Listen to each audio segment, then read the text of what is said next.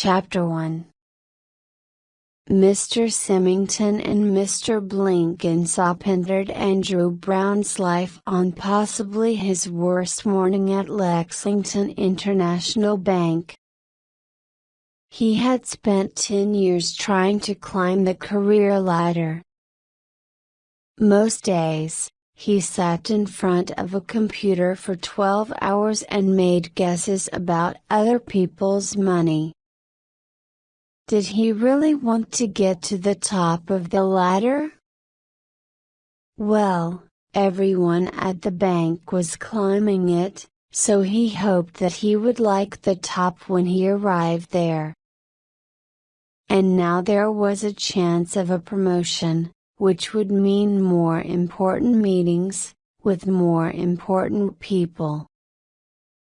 Then, one day, he might get another promotion, and then, one day he would be the boss of the whole office. Andrew could not remember why he wanted to be the boss, but, anyway, it was important to have a dream. Today's meeting was very important. The new boss of the London office, Vanessa Lying Randall, would be there. If he impressed her, then that promotion was one step closer. But he had competition for the promotion, the always well-prepared Samira Jenkins. She always knew more than Andrew and had always worked just one extra hour on a presentation. But, this time, no one could be better prepared than Andrew Brown. He woke up on the morning of the meeting feeling well rested and calm. Wait a minute, he thought. Why am I well rested? Why am I calm? He was suddenly very afraid. He had slept for too long. It was 6:45 a.m. He jumped out of bed, ran to the bathroom and washed his face quickly. Then he picked up his suit from the chair and knocked a glass of water over the trousers. Oh no! He shouted at no one. Then he put the suit on anyway, and he ran for the train. From the station, he ran all the way to the office. When he saw that the lifts were full, he ran up the stairs to the 7th floor. He arrived, hot and breathing hard, with just enough time to see perfect Samira Jenkins finish her presentation. He was too late, the meeting was finished. He heard clapping from his boss, and his boss's boss and Vanessa Lying Randall herself. Andrew Brown tried not to cry. He had lost his chance to impress Vanessa. He walked back to his office, where he sat and laid his head on his desk. And then, suddenly, two white men, dressed in the same black suits and white shirts, were in his office. They had the kind of boring faces that you would forget the moment they left the room.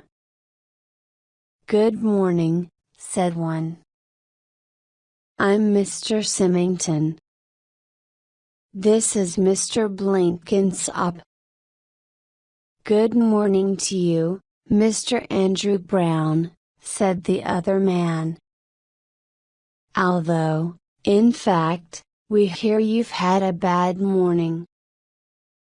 "Everyone has a bad morning sometimes," said Mr. Symington. "Luckily for you, we're here to help." "Help?" Andrew asked. "We have something very special for you, Mr. Brown, said Mr. Blenkinsop. Something that will help you with your bad morning and every bad morning you will ever have in the future. Mr. Symington continued, how would you feel if you could get an extra hour any time you liked? An extra hour for that report for your boss, or to spend time with your loved ones, or just to sleep late? Just think of it, said Mr. Blenkinsop. Everyone knows that an hour before breakfast is worth 3 hours in the afternoon. Think about today, for example. Wouldn't you happily give me the rest of the day if I could give you 2 extra hours this morning? There would be no stopping you from climbing up the career ladder then, would there, Mr. Brown? Mr. Symington spoke again. Mr. Brown, we can lend you enough time to prepare for this morning's meeting. The time to spend with friends and family. The time to get ahead of Samir Jenkins. But, of course, Mr. Brown, that time will have to be paid back. At a very fair interest rate, said Mr. Blenkinsop, so fast that Andrew did not hear him. And, suddenly, Andrew Brown felt very angry. Here he was, on the worst day of his life. And these men were making stupid jokes. Lend me. What on earth are you talking about? Look, how did you get in here? Who are you? He shouted. He doesn't believe us, said Mr. Blenkinsop. They never do, replied Mr. Symington. I think we should show him, Mr. Symington, said Mr. Blenkinsop. He took something from his pocket.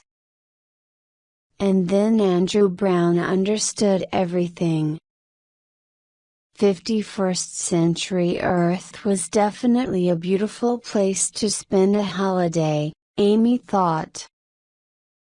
She was inside a large special time bubble on a beach covered with white sand, and she was watching the sun go down. For 3 hours, the sky had been filled with gold and orange. Out at sea, a big fish jumped in the air, happy to be alive. Amy silently thanked the doctor for agreeing to her 3-week holiday from work and walked over to the edge of the bubble. The bubble shook, and the orange sky seemed to shake, too. She looked down at her new, pink special Lucky Holiday camera, catch the moment. It had a cosmic radiation battery that took energy from the universe, so the battery never needed recharging. Every time she used the camera, it made a time bubble around her. Time inside the time bubble went faster, while things outside the time bubble seemed slower. Thanks to the time bubble, she already felt like she had been on holiday for weeks. But then she heard a loud noise. The Tardis suddenly appeared inside the time bubble, and the door opened. Did you have a good 3 weeks? Asked the doctor. It hasn't been 3 weeks, said Amy. The doctor pulled an enormous watch from his pocket. He looked at it. Not 3 weeks? He said. Time goes quickly when you're having fun, but, yes, it's 3 weeks. Now. Time to get back to work. Doctor! Shouted Amy. It's only been 6 days. Look, I'm using this camera to make time bubbles. She gave him the camera, and he looked at it quickly. Well, it's only been 6 days in Earth time, but inside the time bubble it's been 3 weeks. The doctor pushed a button, and the time bubble disappeared. Then he threw the camera back to Amy. Keep that. It could be useful. Right. Come with me. Amy followed the doctor into the Tardis with the camera in her hand. We are going to Lexington International Bank, he continued, to save the future of this beautiful Earth. He pointed outside the doors. Then he turned around in a circle, pushed 2 buttons and the Tardis disappeared again. Chapter 2. London's Square Mile was the home of Lexington International Bank. People in expensive suits walked through the atrium and past a large, glass sculpture with the words "Time is Money" written at the bottom. In the basement, there was a noise and a blue box with a light on top of it appeared. The doctor opened the Tardis door and got out. Come on.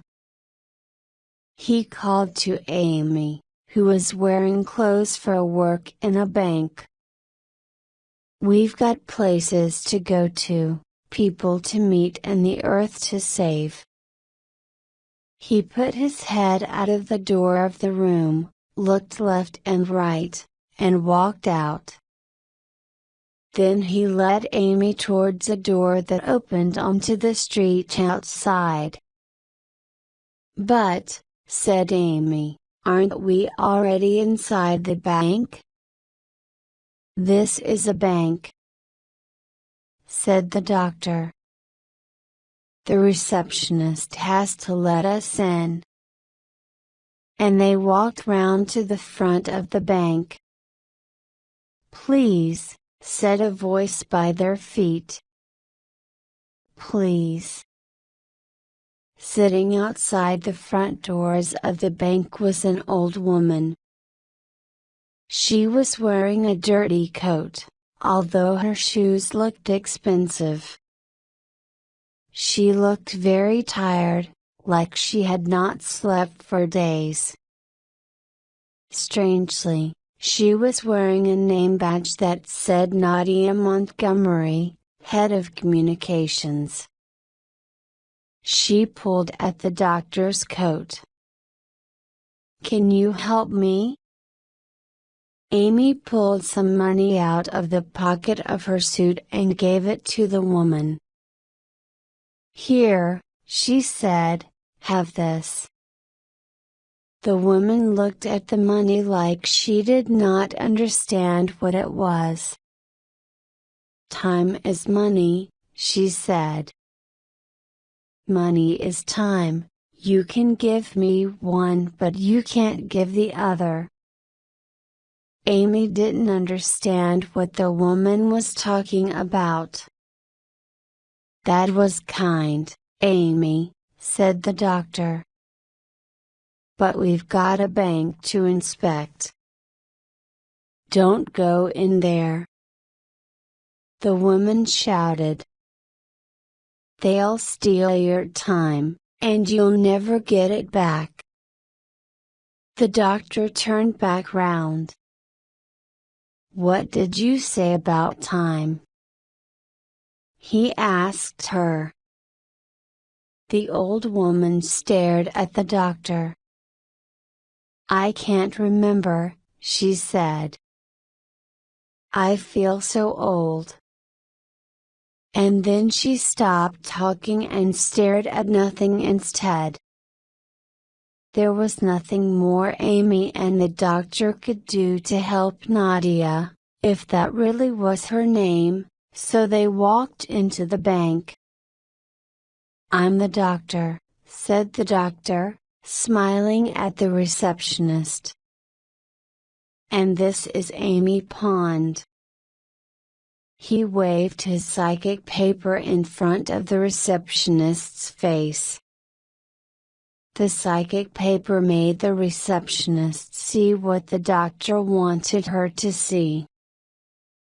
"As you can see, we're here to inspect the bank. We want to know if your workers are happy." The receptionist checked the paper and smiled at them.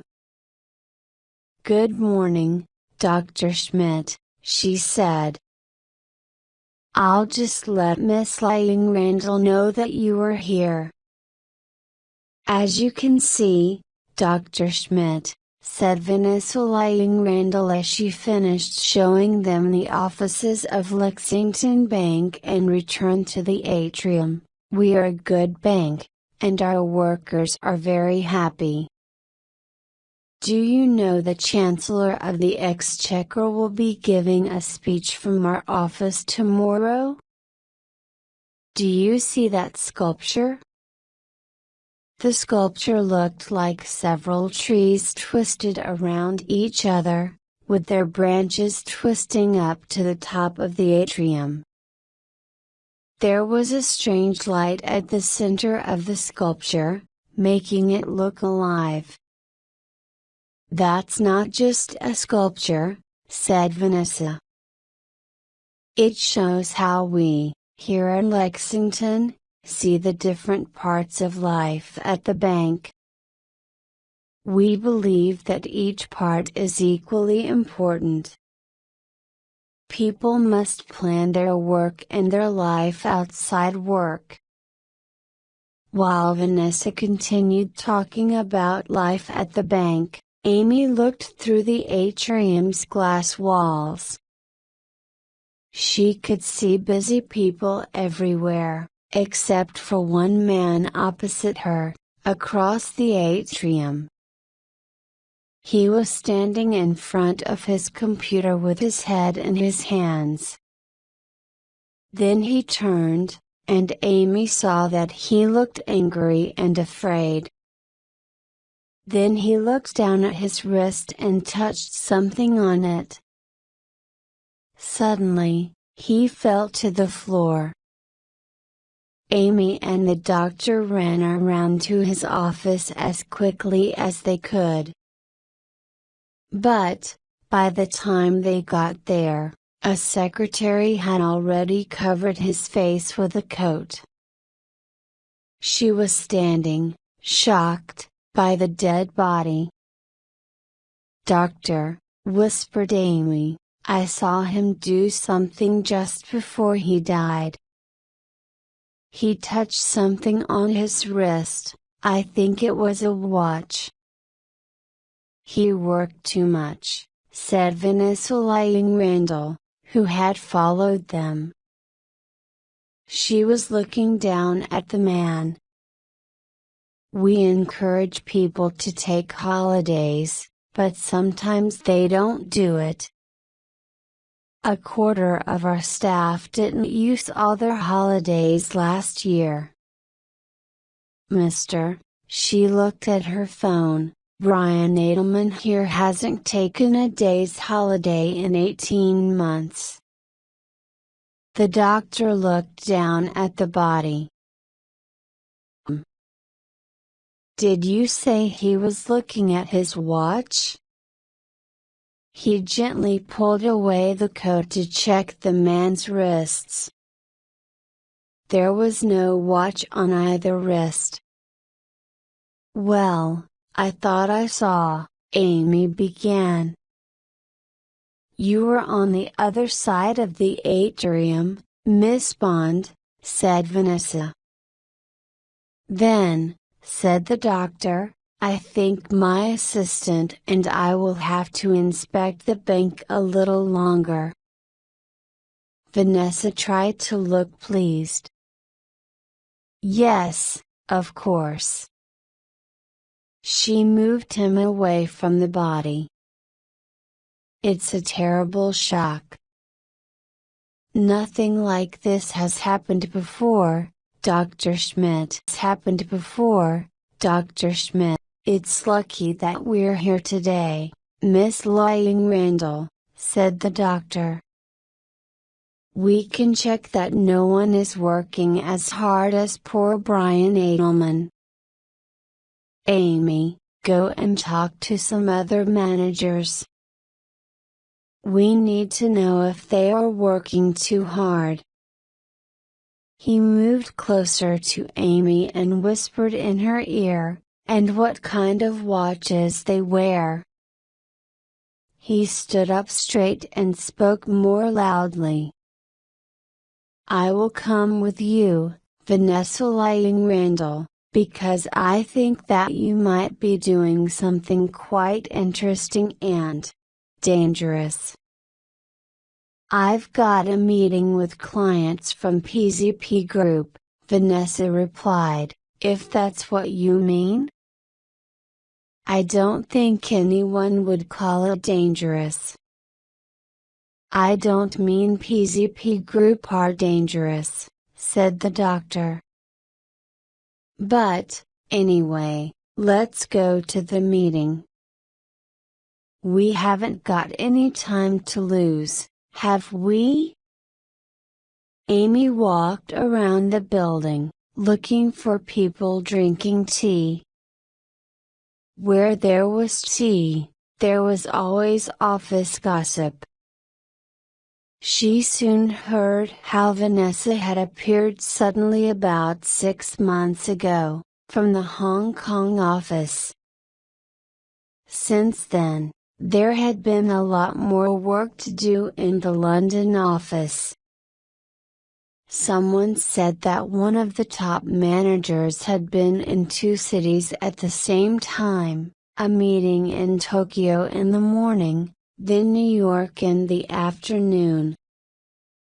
Amy only knew one man who could be in Tokyo 1 minute and New York the next. That was the doctor. She thought maybe she was starting to understand what was happening at Lexington Bank. But the strangest thing she heard was when she was crossing the hall between 2 offices. On one side of the hall was a man in a blue shirt talking on the phone.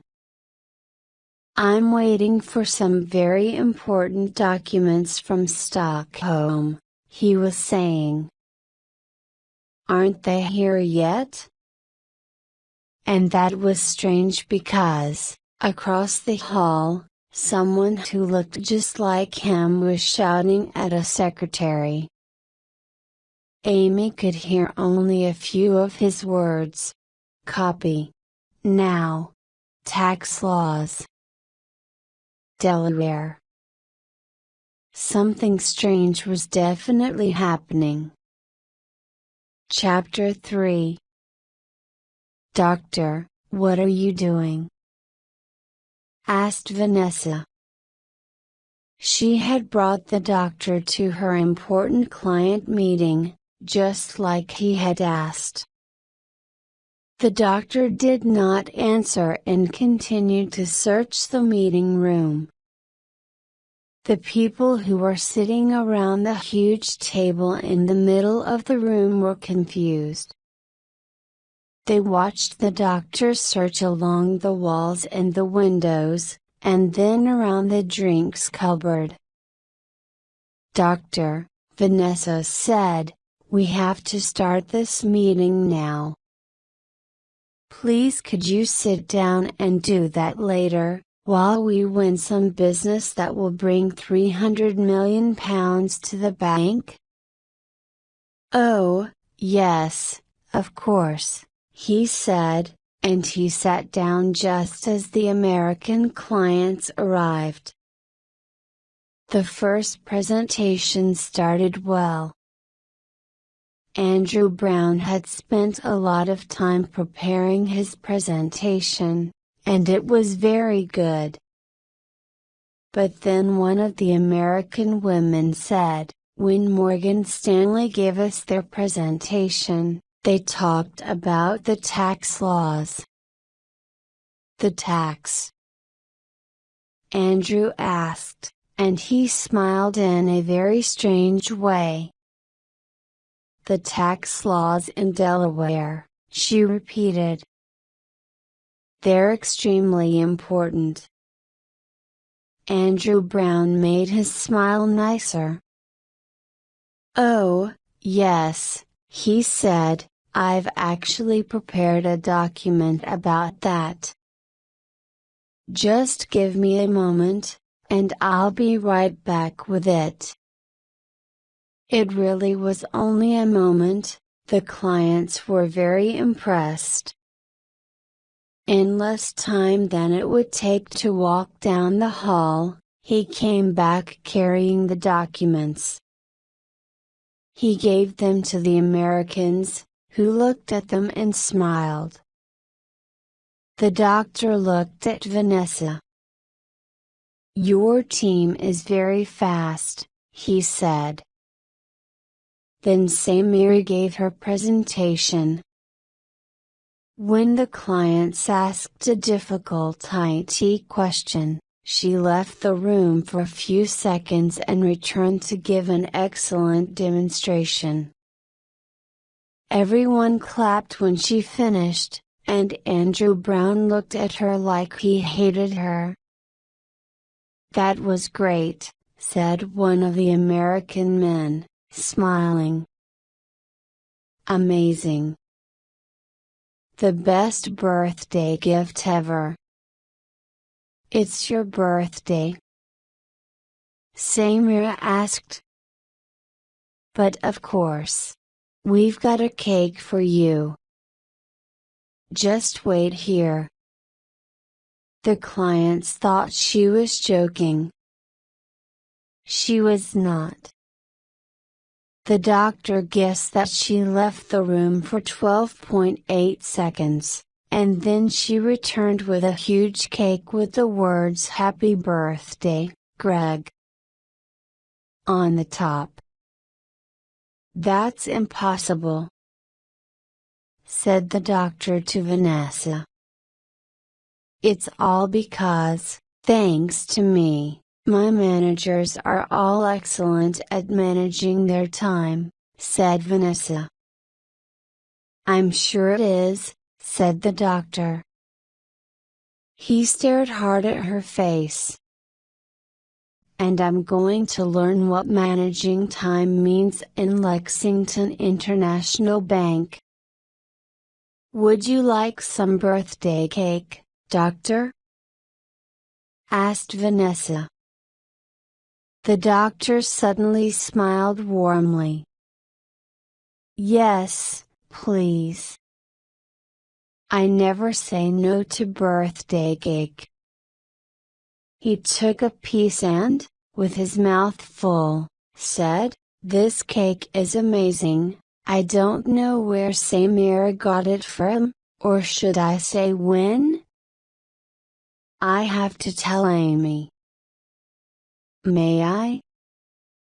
The doctor pulled the phone from Vanessa's hand. "Ah, voicemail.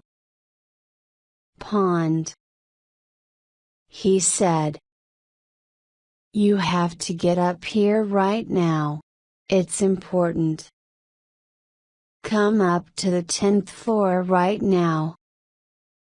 When her phone rang, Amy did not answer it. She was in Samira Jenkins's office, looking through Samira's desk for evidence. If the managers were suddenly working extra hard, perhaps harder than was actually possible, The evidence for how they were achieving it all must be in one of these offices. Samira's desk was filled with papers and receipts. They were not very interesting. Except, how strange. The receipts shows that Samira had bought lunch 5 times in 2 hours yesterday, all at the same shop. Then Amy found a notebook with lists of dates and clothes. Amy looked at today, Tuesday, dark blue suit, pink blouse, tiny green mark on left pocket. "What do you think you're doing?" said a voice. Samira was back from her meeting. Amy stood up suddenly and hit her head on the desk. She said.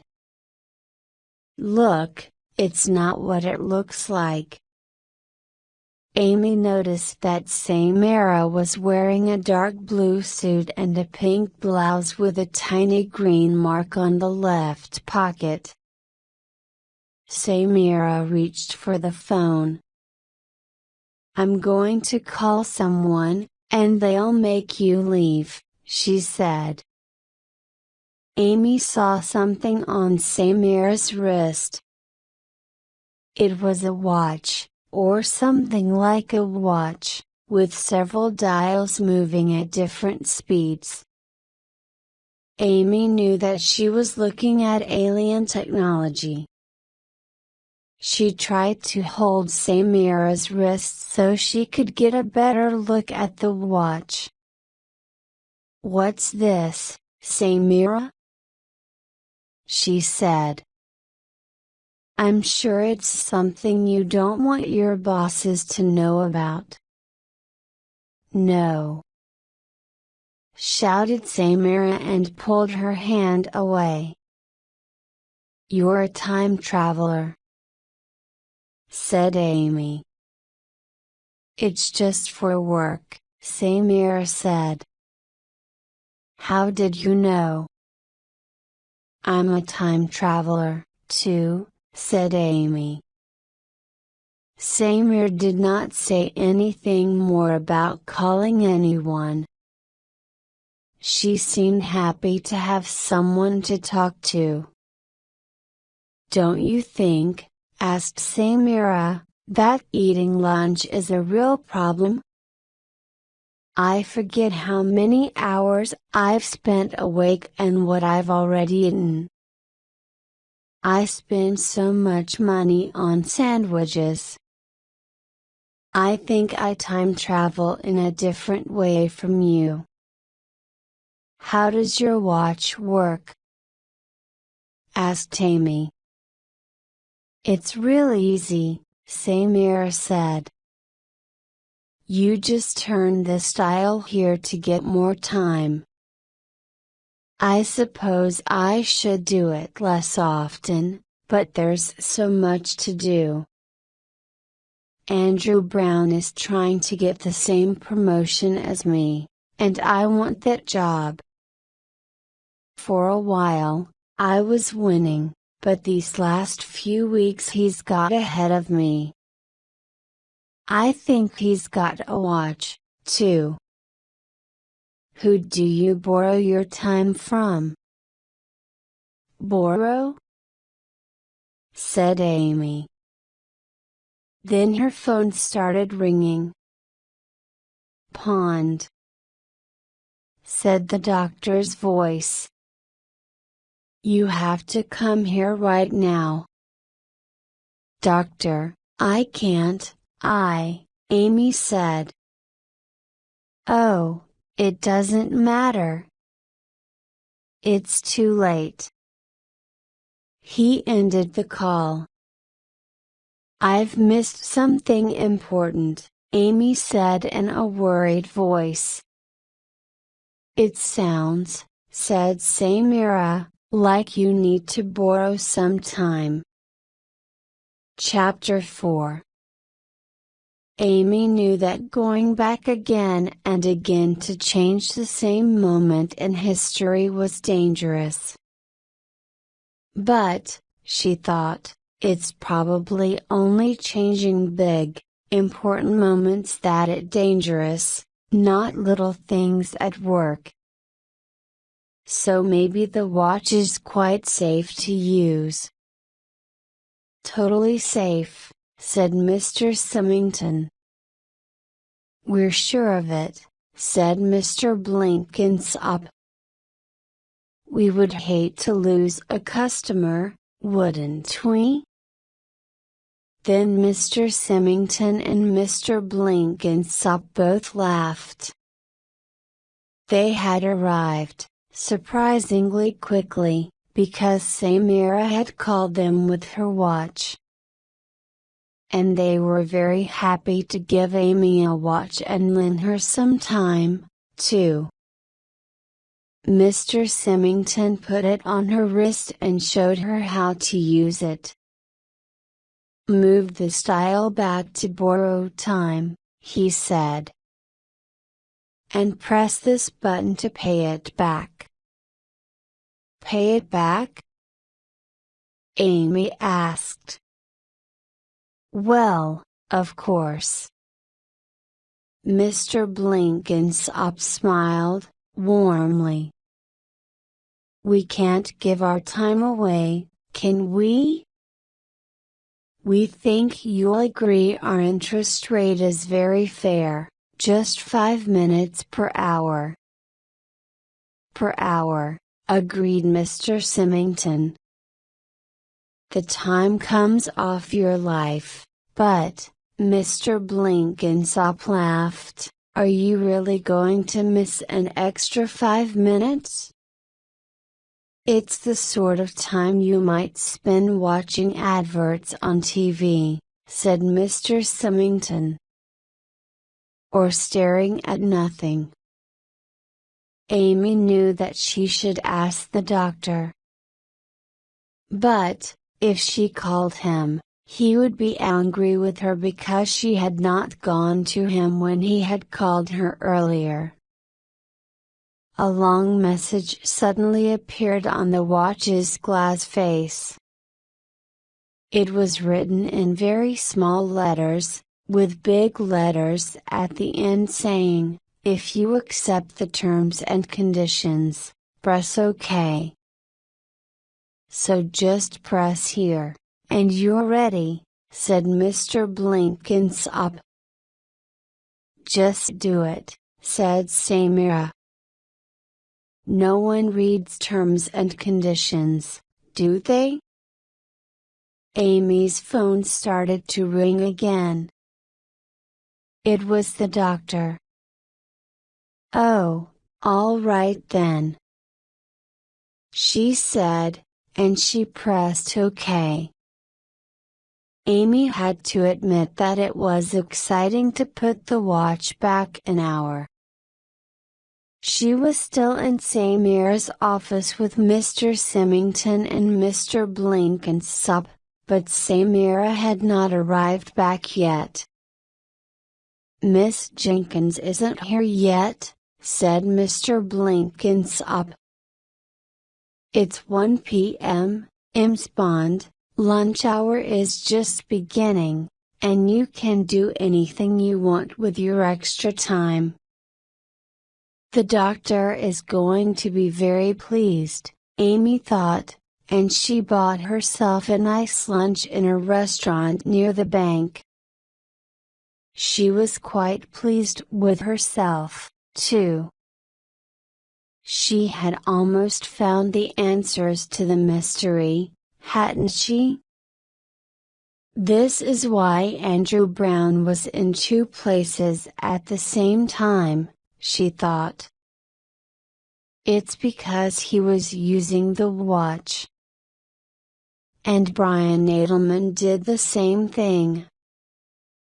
Maybe it's like Vanessa said, there is too much work. I'll go and talk to the doctor now, she thought after her lunch.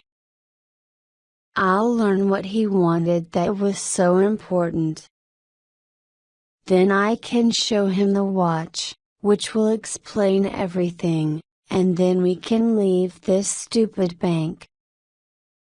She stood in the atrium and turned her watch back 2 more hours. It felt nice. It was like getting 2 extra hours of sleep, but all in 1 second, so you really felt recharged. Without really thinking, she turned it back another hour. Suddenly, it was only 11 a.m. She looked at herself in the glass of the atrium's windows. Her hair was very long. It needed a cut. And so she spent the rest of the morning, or the day, or. It was very confusing. So far, she had taken 4 hours, so she owed about 20 minutes of her life. That was fine. I wouldn't like to own more than a week, she decided. So, how many 5 minutes in a week? There are 12 in an hour. So, 12 by 24 hours in a day x 7 days in a week equals 2016, she thought. That's how many 5-minute pieces of time I would be happy to pay. And so that was how many hours she would be happy to borrow, 2016 hours. 84 days. Nearly 3 months. That was an exciting amount of time. She decided 3 months was probably more than she needed, but there were still so many things she could do. She turned the dial on the watch back 24 hours this time. That felt amazing. It was like a whole day of sleep. She rented a car and drove to her parents' house. Her parents were happy to see her, and she fell asleep in the same bed she had slept in when she was a child. When she woke up at 8 a.m., her mom was doing the washing up. Downstairs, she could hear her dad manning the cooker. Maybe I'll stay a bit longer, Amy thought, and she turned the watch back another 2 hours. The nice feeling filled her body again. She went downstairs, and, by the time her mom got up, Amy had done the washing up, made breakfast and picked some flowers from the garden for the living room table. She had even mended the cooker. Back in London, she planned to go immediately to meet the doctor. What had he called her about?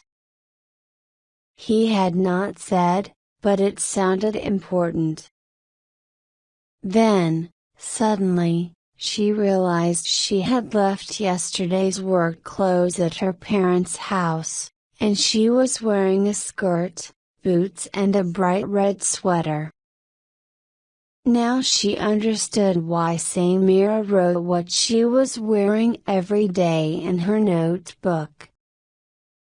She could not go into a bank in these clothes, so she turned the watch back again. She needed time to go shopping. Before she knew it, she was really tired even though it was only 10 a.m. She had turned back so much time that she had been awake for almost 24 hours. Well, she could not meet the doctor while she was so tired. She turned the dial back one more time, and now it was last night again. She walked to the nearest hotel and booked a room for the night. When she woke up in the hotel's big, soft bed, she could not stop thinking of all the things she could do with the watch. She could make time to get a present for the doctor. Or maybe she could go to Lexington Bank a few days earlier and leave something for him to find. That would be so funny. Or maybe. Then she stopped herself and stared at the watch. This was all a bit too easy, wasn't it? Where had all that time gone? She wondered how much time she had borrowed. She added it all together, well, as much as she could remember, anyway. Her hair, visiting her parents, shopping, last night. The total was about 4 days, she thought. 5 minutes of interest per hour was a total of 480 minutes of interest. She owed 104 hours. It was enough. She was still late to meet the doctor. When she arrived at the bank, it was 1:20 p.m., and she had already missed his call to her mobile phone. She thought about turning the watch back so that she could arrive in time for 1 p.m. But she felt a bit sick when she thought of where the last 4 days had gone. "Pond!" shouted the doctor from the meeting room as she walked out of the lift onto the 10th floor. "You're late. And you haven't tried any of this lovely cake yet, and you haven't." He stopped talking and stared at her. The doctor put his face very close to hers, then looked around her and behind her. Then he held her wrist so that he could see the watch. "Oh, Pond," he said. "What have you done?" Chapter 5. "This watch is a time harvester," said the doctor. "If you use it, it will take time from you, and you really don't want that to happen." He was walking up and down, shaking his head. "But, doctor, it doesn't work like that," Amy said. "It lets me borrow time. I've only borrowed about 4 days. The interest is only about 8 hours. It's nothing." "Oh, Amy," the doctor said, very quietly. He pulled at her wrist again and pressed a button on the watch. A message came up that said, "Borrowed time total, 4 days, 3 hours." "That's what I said," said Amy. 4 days. I pay 5 minutes of interest for each hour, so I only need to pay back 8 hours of interest. It's fine. I'll pay it back now if you just let me press the button. Then she reached for the button that Mr. Symington and Mr. Blenkinsop had shown her. "No, don't!" shouted the doctor. "Look at the interest." The message had changed. "Interest terms, 5 minutes per hour, that's what I said," said Amy. "No, You said 5 minutes per hour, he said. That's a very different thing. Let me explain. He picked up a pen and started to draw on the glass wall of the atrium. 5 minutes per hour, right? Imagine you've borrowed 100 hours. He wrote, 5 by 100 equals 500. That means you would owe 500 minutes interest.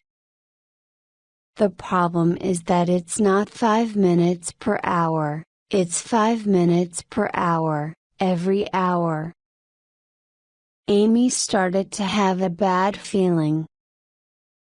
So that's 5 minutes per hour, every hour, Amy said, slowly.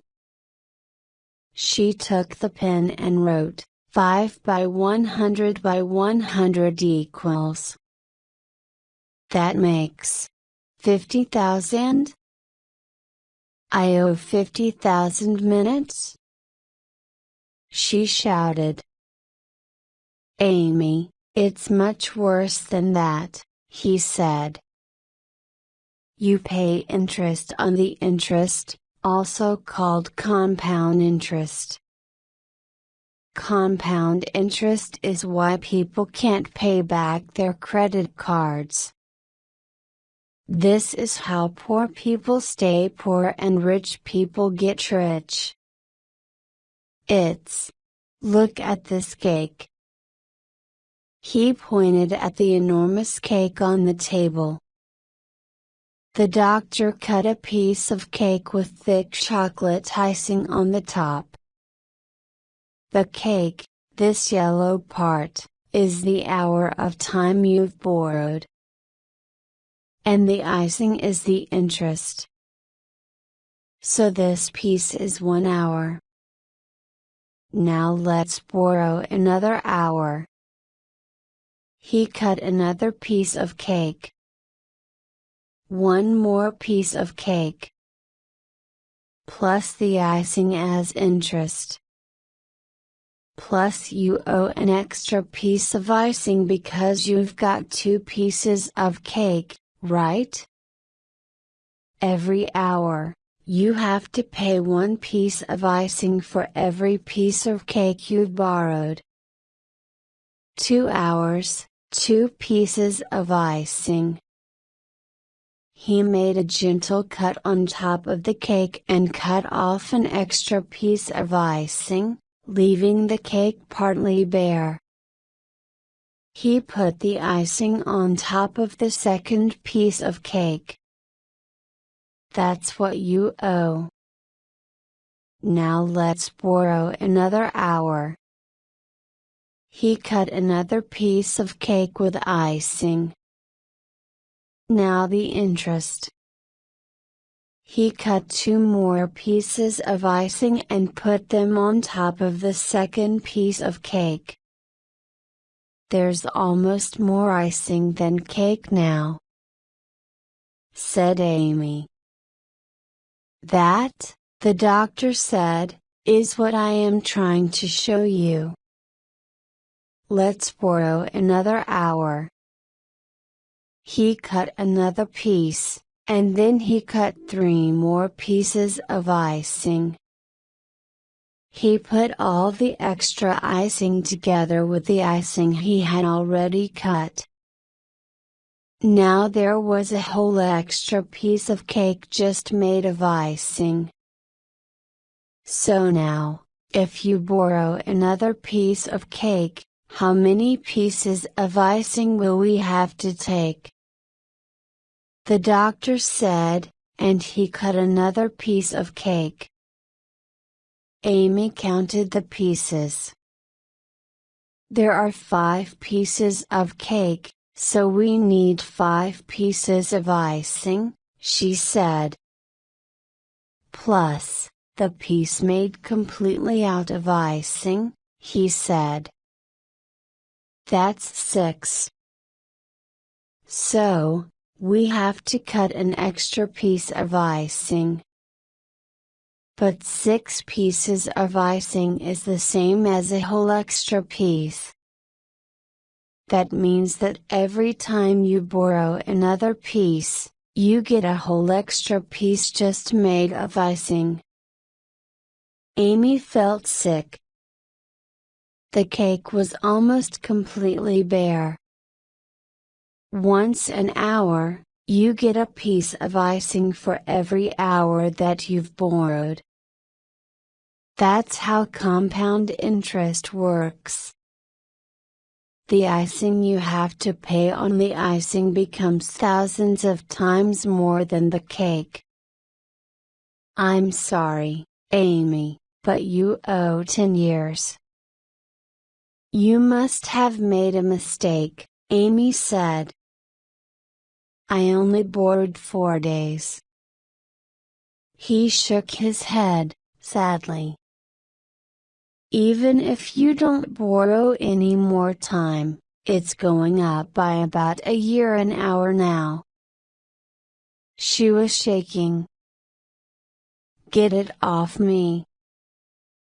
She screamed. She picked up the knife and tried to push the watch off. She cut herself, but she did not care about the blood. Amy! The doctor shouted, and he tried to take the knife before she hurt herself more. Is there a problem? Said Mr. Symington, from very close behind her. She screamed again. Suddenly, from nowhere, the 2 men were in the meeting room. We hope you weren't trying to take off your watch, said Mr. Blenkinsop. You remember the terms and conditions? If you try to remove a time harvester watch, you immediately owe us your whole lifetime. Mr. Symington's smile grew bigger, and his mouth opened much wider than any human mouth could open. The mouth was filled with teeth that looked like blood-red shark's teeth. His skin was turning gray like a shark's, too. Run! The doctor shouted. They ran out of the meeting room, towards the lifts. Mr. Symington and Mr. Blenkinsop followed them. Amy threw some office chairs behind her as she ran, and Mr. Symington fell, which gave Amy and the doctor enough time to reach the lift. We have to get back to the Tardis, said the doctor. If we can get out of here, we can think about how to get that thing off your wrist when we're 1,000 years away. Can't they take the time out of my watch anyway? Said Amy. The doctor pressed a button on the watch and read some of the terms and conditions. It says that they have to take your time in person, he said. If you stay away from them, they can't take your time. They reached the ground floor, and the lift doors opened. Mr. Symington and Mr. Blenkinsop were waiting in the atrium. For a moment, the 2 shark men did not notice Amy and the doctor. When they did, their heads turned at the same moment. Amy and the doctor ran out of the building, and she pulled the doctor towards the restaurant where she had had lunch 4 days ago and was having lunch right now. She could see the other Amy, and, as they ran past, she felt her memory changing.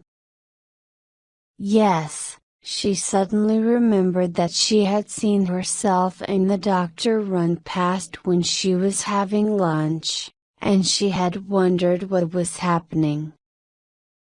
Or had that new memory only just appeared? They went behind the back of the building. We can't lose them while you're wearing that watch. It's telling them where you are, the doctor said. If we can get to the Tardis, maybe we can. Suddenly, Mr. Symington and Mr. Blenkinsop came down the road. They saw the doctor and Amy and started to run towards them. "I've got an idea," said Amy, and she pulled the special Lucky Holiday camera out of her pocket. Usually, you turn the camera towards yourself. But she held it the other way round, pointing it at Mr. Symington and Mr. Blenkinsop. She pressed the camera's button, and a time bubble grew around the two shark men. "Good thinking, Amy," said the doctor. They walked around the corner towards the basement where they had left the Tardis. Waiting by the door were Mr. Symington and Mr. Blenkinsop. Across the road was another pair of Mr. Symington and Mr. Blenkinsop. Further, up the street, towards the front door, there they were again. At the same moment, all three pairs of Mr. Symington and Mr. Blenkinsop turned their heads and saw the doctor and Amy. Then they started to run towards the doctor and Amy again, with their sharks' mouths open. Chapter 6. Amy picked up a stone from the ground and threw it hard at the nearest shark man. He cried out, and she saw a red cut on his cheek.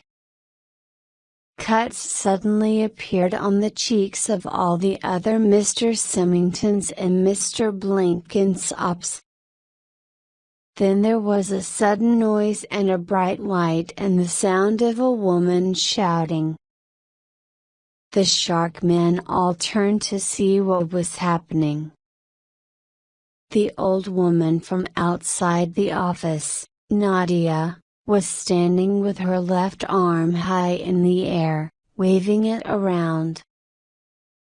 She was wearing a watch on her wrist, like Amy's, but sparks were coming out of it. All the Mr. Symingtons and Mr. Blenkinsops started moving like an army towards the old woman. "Over here!" Nadia shouted, waving her arm above her head. "Come on, now!" the doctor said.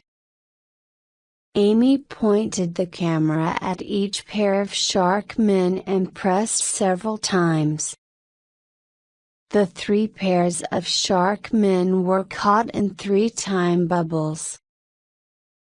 "That was amazing," said Amy to Nadia. Nadia had looked like a young woman when she was shouting at the sharks, but now she just looked old. Her wrist was red where the watch was hurting it. More sparks came from Nadia's watch and made the skin on her arm redder. She held out her arm towards Amy. "The watch is broken." The doctor pulled a small black machine out of his pocket and held it near Nadia's watch. He nodded. "You're right, Nadia. It is broken. And it must hurt. Look." He pointed to a little hole in the side of Nadia's watch where the sparks came from. "Something went wrong when they made this one. Can you see the dial?" It was hard to look at the dial on Nadia's watch. For a moment, the dial was there, and then it disappeared for a second or two. That's why the Mr. Symingtons and Mr. Blenkinsopps can't see you until you call them, isn't it? They look for the watch, but the watch is coming and going in time. Nadia nodded. She looked even older now. And it's taking time from you and giving it back, the doctor added. So you keep getting older and younger. Nadia nodded, sadly. Can you make this stop and give me my time back? She asked the doctor. One of the time bubbles with a Mr. Symington and Mr. Blenkinsop inside was starting to move more than the others. It only had a few minutes left before it disappeared. Yes, I can, the doctor said. Do you think you can help us, too? Nadia looked at the doctor. She was a bit younger again. Yes, she replied. Then let's go, said the doctor. When they got near the bank, the doctor said, Nadia, I need you to go into the basement and watch the Tardis for me. I don't think that the aliens can get inside the Tardis, but I need to know if they try to break it. Nadia hated going into the bank. She was afraid of it now that she was old and confused. She went as quickly as she could and tried not to let anyone see her. In the basement, there were hundreds of Mr. Symingtons and Mr. Blenkinsopps, but they could not see her.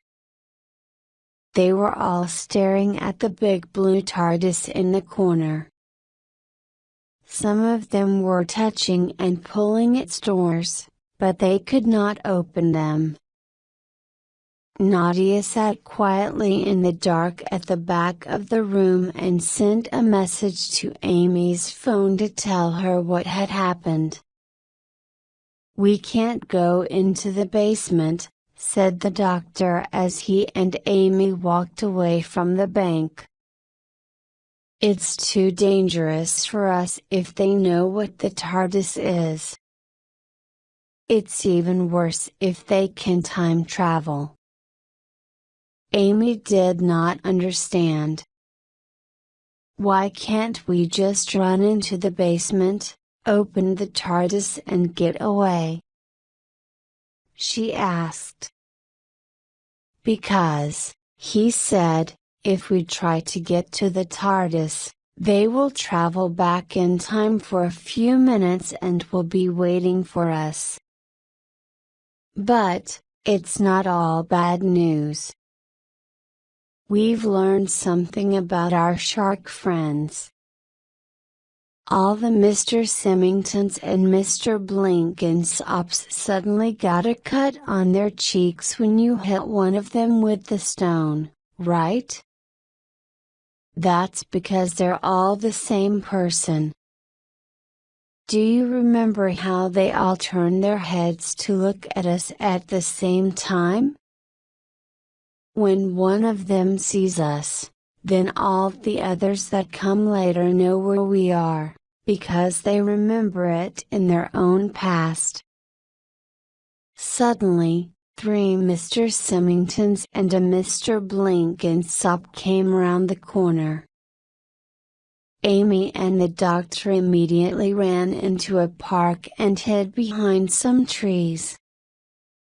The doctor held Amy's wrist and pointed the sonic screwdriver at it.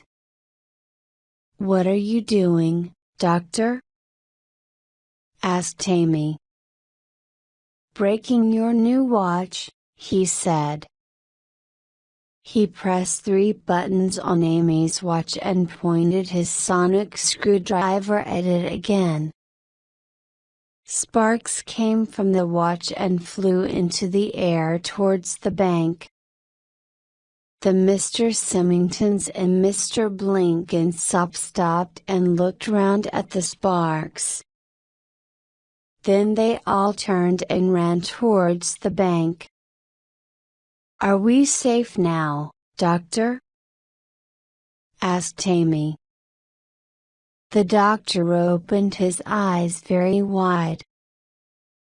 "No," he said, "Earth is not going to be safe until the very last one, or actually I mean the very first one, of those aliens is gone." "But if you mean, are they going to try to kill us in the next 20 minutes? Then, yes, we're safe." "So," said Amy, staring at her watch, "why did you do it?"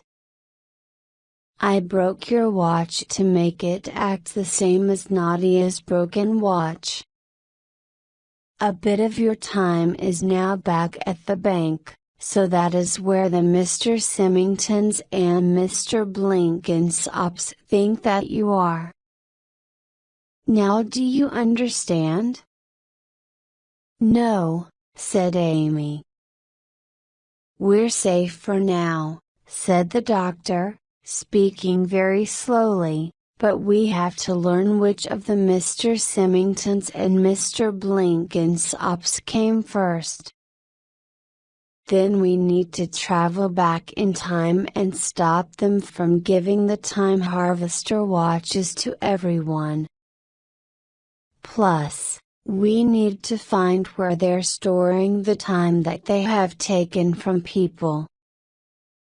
It's very difficult to store time.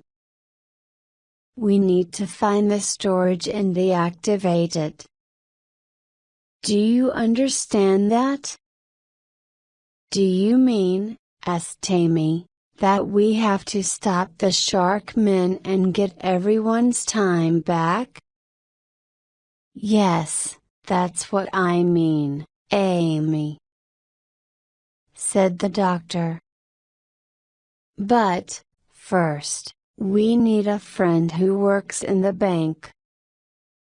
They need to look for evidence and documents that explain what's happening and who first brought those watches to the bank. The best person would be someone who is part of this already. Maybe someone who has borrowed more time than they realize." "Andrew Brown," said Amy. "I've seen him in 2 different places at the same time in the bank. He's probably borrowed too much time." Chapter 7. "Give me your phone, Amy," the doctor said. He took the phone, pressed it a few times and then said, "Aha! Google really is as good as some of the alien technology. Here's Andrew Brown's address." Half an hour later, they were walking down a street in North London, looking for Andrew Brown's house. "How do we know that he'll be here, Doctor?" said Amy. "It's a workday." Her question was answered when they saw Andrew's flat. He was everywhere on it and in it. There was an Andrew Brown on a ladder painting the windows. A different Andrew Brown was taking out the rubbish, and another Andrew Brown was cleaning the car. Inside the house, they could see an Andrew Brown cooking in the kitchen. One was walking up the path to the front door as another was walking out of the house. "Excuse me?" said the doctor to the group of Andrew Browns. Several of the Andrew Browns turned round at the same time. The Andrew Brown who was washing the car smiled. "I know you from the bank, don't I?" he said. "Dr. Schmidt from Zurich. How can I help you?" The other Andrew Browns went back to what they were doing. "That's clever," said the doctor to Amy. "He's the earliest." The others remember that he talked to me, so they don't have to listen to know what we say.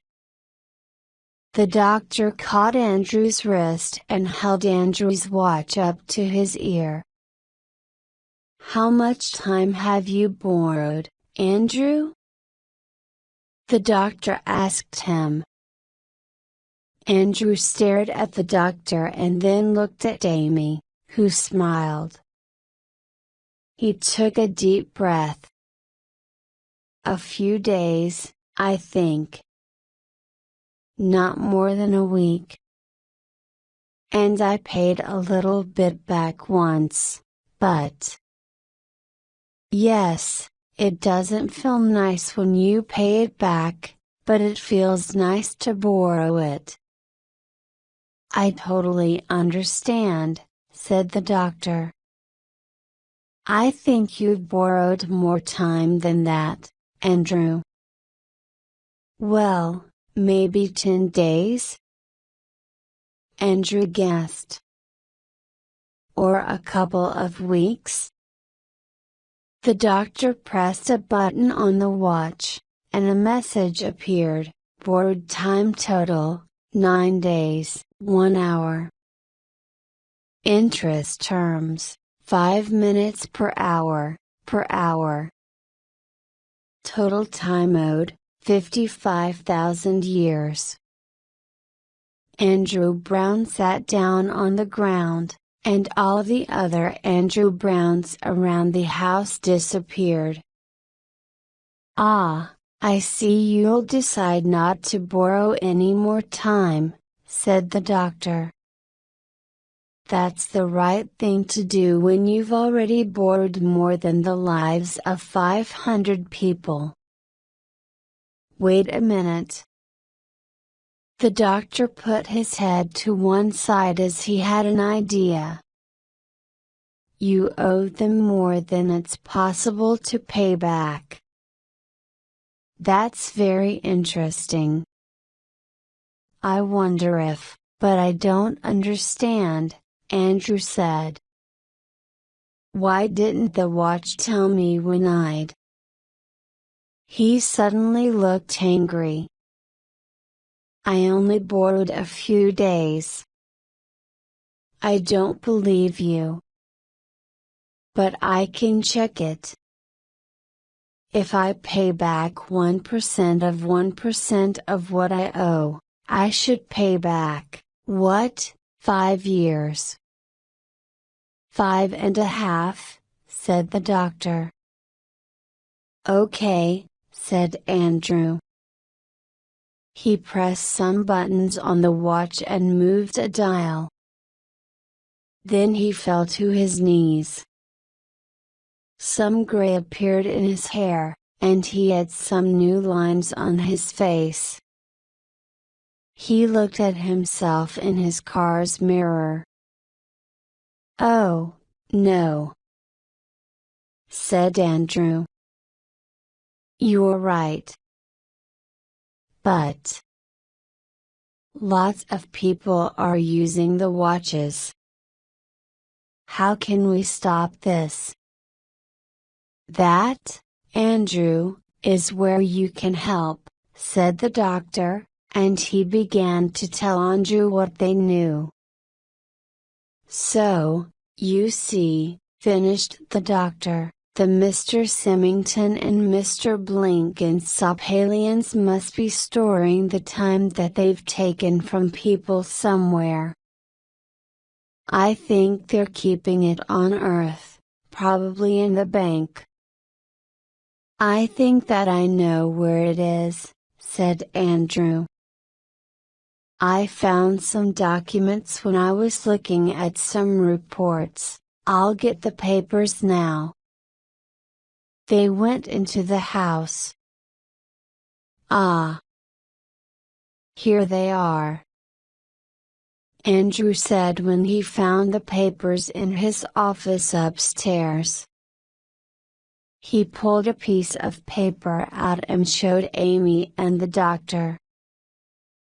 It was a bill from a company called Little Green Storage for £454,909. One of those bills comes every month, said Andrew. They're paid from a bank account that I've never seen on any other bills. Amy took the piece of paper out of Andrew's hands and read it. But that address can't be right, she said. Why? Said the doctor. Because that's the address of the Millennium Dome, said Amy. And there is no storage company there. Actually, I've had a storage room there for thousands of years, replied the doctor. I've never stored anything in there, but I'm sure I'll store something useful in it one day. They took a taxi to the Millennium Dome and walked round the outside until they found a very small door. Above the door was a small sign with the words Little Green Storage written on it in black pen. It did not look very important. The doctor knocked on the door, which soon opened. Then a man's voice said, "Yes?" "Hello," said the doctor. "I'm the doctor, and these are my friends Amy and Andrew, and I was wondering if I could." "Doctor." "Come in," said the voice. "The things in your storage room are quite safe, I promise you." "Doctor," whispered Amy. "You said that you haven't put anything in your storage room?" "I haven't," he whispered back. "But in the future, I will." Amy did not know what the doctor meant. She followed him through the door, onto a platform in the air. When Amy looked down, she saw hundreds of floors. Each floor was filled with doors to storage rooms. "Welcome back to Little Green Storage," said the voice. Then a small man came forward and held out his hand to shake hands with the doctor. The doctor moved in a strange way as he shook the man's hand, and Amy felt sure something strange had happened. "You need to put your secret number in here," the man said, pointing to a keypad. "And then you put your handprint on the door to open your storage room. I'm sure you remember." "Of course," said the doctor, and the man disappeared. "Andrew, have you got that bill?" asked the doctor. Andrew Brown pulled the paper from his pocket. There was a long number under the name of the bank. "Okay," said the doctor, "let's put in the number and go to the Lexington Bank storage room." "Wait, doctor," said Amy. The small man said we need a handprint, and we can't use yours to get into the bank's storage. "You're quite right, Amy," the doctor replied. We need a handprint, and that could be a big problem. Then he took a long, silver thing out of his pocket. But I stole the master key when I was shaking our friend's hand. Come on. He turned back to the keypad and put in the number. The Mr. Symingtons and Mr. Blenkinsopps had not been able to open the Tardis door, so now they were going to try something different. Nadia did not hear them talk much, because they seemed to know each other's thoughts. We should, said one. Yes, possibly, said another. Bring it, then, said a third, and we'll break the doors, finished a fourth. A Mr. Symington brought something into the basement and put it carefully on the Tardis door. It looked like a small, glass half bubble. In the center of the bubble, a dial was moving, and numbers were counting down. Stand back, said a Mr. Blenkinsop, and all the Mr. Symingtons and Mr. Blenkinsopps covered their ears with their hands. Suddenly, Nadia realized that the half bubble was a bomb. Chapter 8. After the doctor pressed the last number on the keypad, the platform moved down quickly towards the center of the underground dome. They flew past 200 floors of storage rooms and then suddenly stopped in front of a door marked with the same number as Andrew's bill. The doctor put the master key close to the handprint, and the key changed shape to fill it. The door unlocked, and they went into a room, which was full of shelves. Each shelf held a green glass box about the size of a house brick.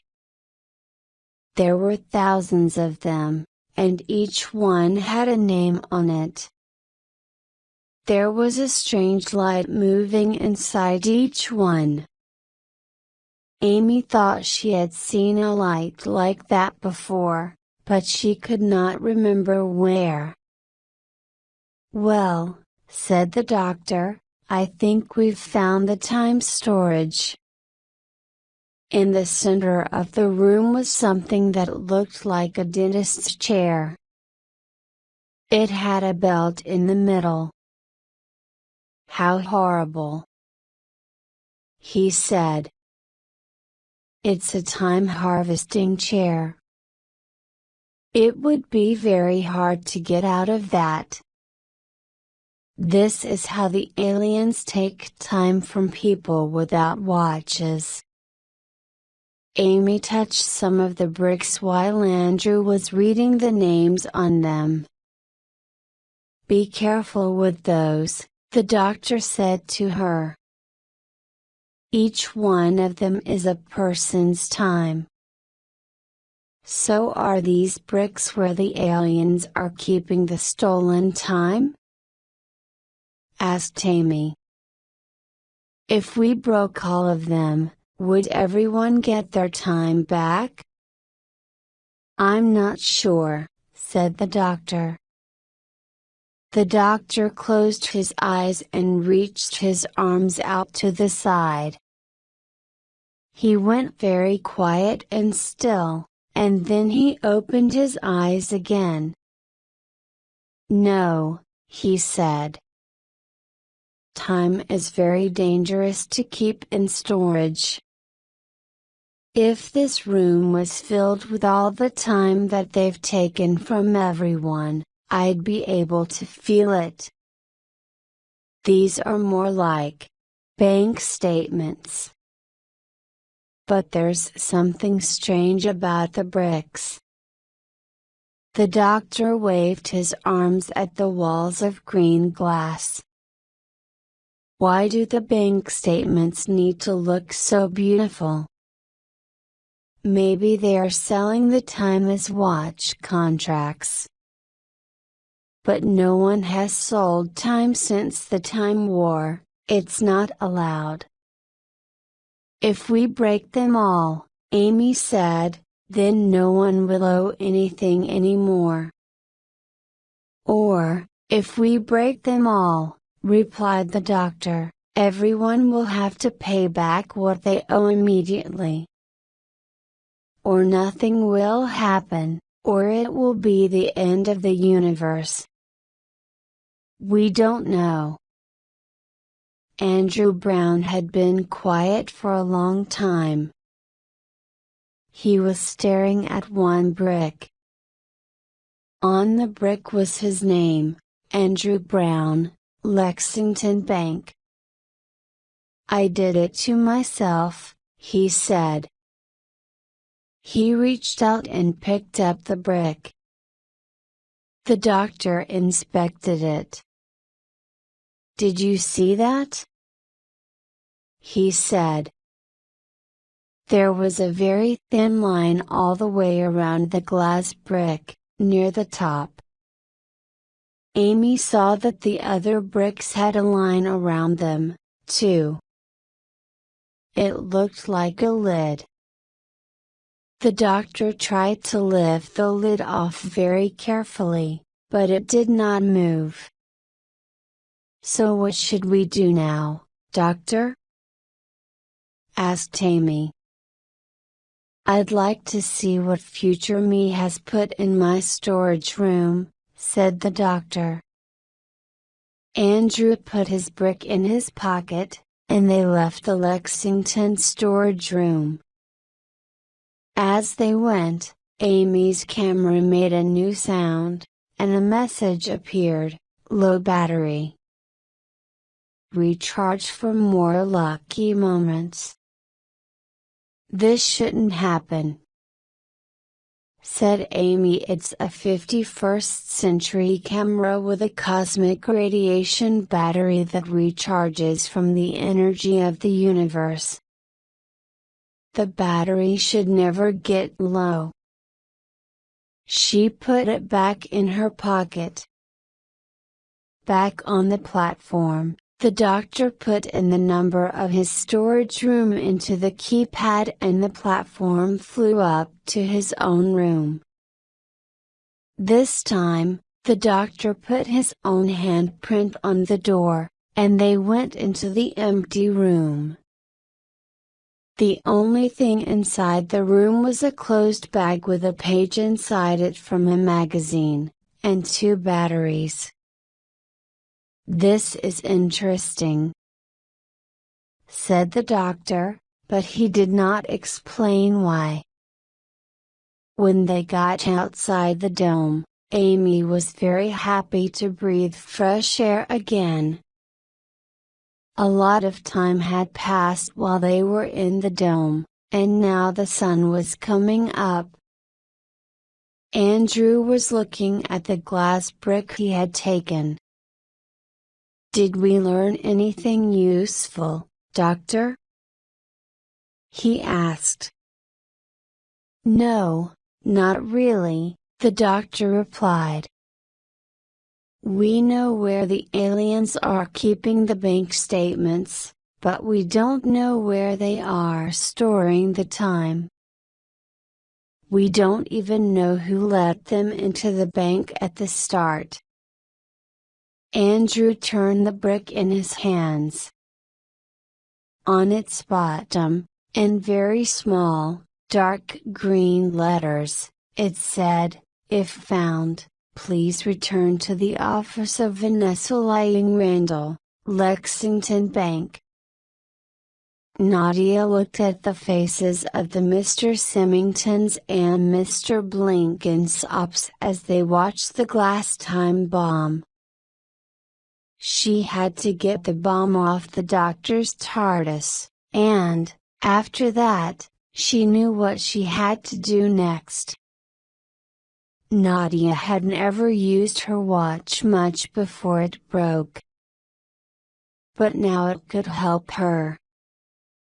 She turned the dial on her watch back an hour. Nothing changed, but the clock on the wall said it was an hour earlier. She looked around for something heavy and picked up a big telephone book. Then she waited next to the Tardis, but, this time, she was there before Mr. Symington came to put the bomb on the Tardis door. When Mr. Symington arrived, she hit him hard on the back of his hand with a heavy book, and the bomb fell to the floor. The Mr. Symingtons and Mr. Blenkinsopps pushed against each other as they tried to catch it, but Nadia was quicker. As she picked the bomb up, she felt to pull her watch, which was making sparks and noise. The thing inside the bomb was moving fast, and then there was a bright white light. The bomb pulled Nadia's watch harder, more sparks flew out of it and her hands suddenly grew really, really old. The Mr. Symingtons and Mr. Blenkinsopps were confused when the Tardis doors did not open, and they moved away. Feeling much older than she'd ever been before, Nadia walked slowly out of the bank and fell into a strange sleep in the street. Chapter 9. So if all the bricks belong to Vanessa, said Amy, we have to go back to the bank. You and I can't go there, said the doctor. The Mr. Symingtons and Mr. Blenkinsopps will still be looking for us. But Andrew can discover what's going on in Vanessa Lying Randall's office, while we find Nadia Montgomery. I want to look at her watch again. When Amy and the doctor found Nadia on a street near the bank, she was talking to herself, and she did not know who they were. They gave her hot chocolate and cheese sandwiches and tried to explain who they were, but Nadia was too old and confused to understand. The doctor looked at Nadia's watch. It made sparks sometimes, and sometimes it moved so quickly that it seemed to almost disappear for a moment. He took out the sonic screwdriver and did something to the watch. Are you trying to fix it, doctor? Asked Amy. No, I don't want to fix it, he said. I want it to do something for us. All those Mr. Symingtons and Mr. Blenkinsopps are the same alien, right? Some came later and some came earlier, but they all share memories. They all know they can ignore Nadia's watch because it's broken. If we can get her watch to work like an umbrella, we can stay under it, and they'll ignore us, too. Black smoke came out of Nadia's watch, and she quickly became younger and then older again. The lines on her face disappeared and then appeared again, and her hair grew thicker and then thin. Then, suddenly, there was an orange line around all three of them. It was like a big umbrella made of orange light. I've done it, said the doctor. Andrew walked towards Samir's office. She was working at her computer, but she was also at the end of the hall carrying some paperwork. Why did I not notice before that she was in several places at the same time? He thought. Lots of people in the bank were doing it, too. Andrew had thought that he was the only one who had too much work to do. But, as he looked, he realized that half the people in the bank were wearing the watches. When Andrew walked into Samira's office, she said, "You missed the meeting." "Don't worry, I did your presentation for you." "How much time did you have to borrow to do that?" said Andrew. Samira looked at him strangely, and he knew that she was wondering how much he knew. "I only borrowed what I can pay back," she answered, finally. "Oh, really?" said Andrew. "Do you know about the compound interest?" "Yes, I do," she said. "I've tried to be careful." Andrew showed Samira how to get her watch to tell her what she owed.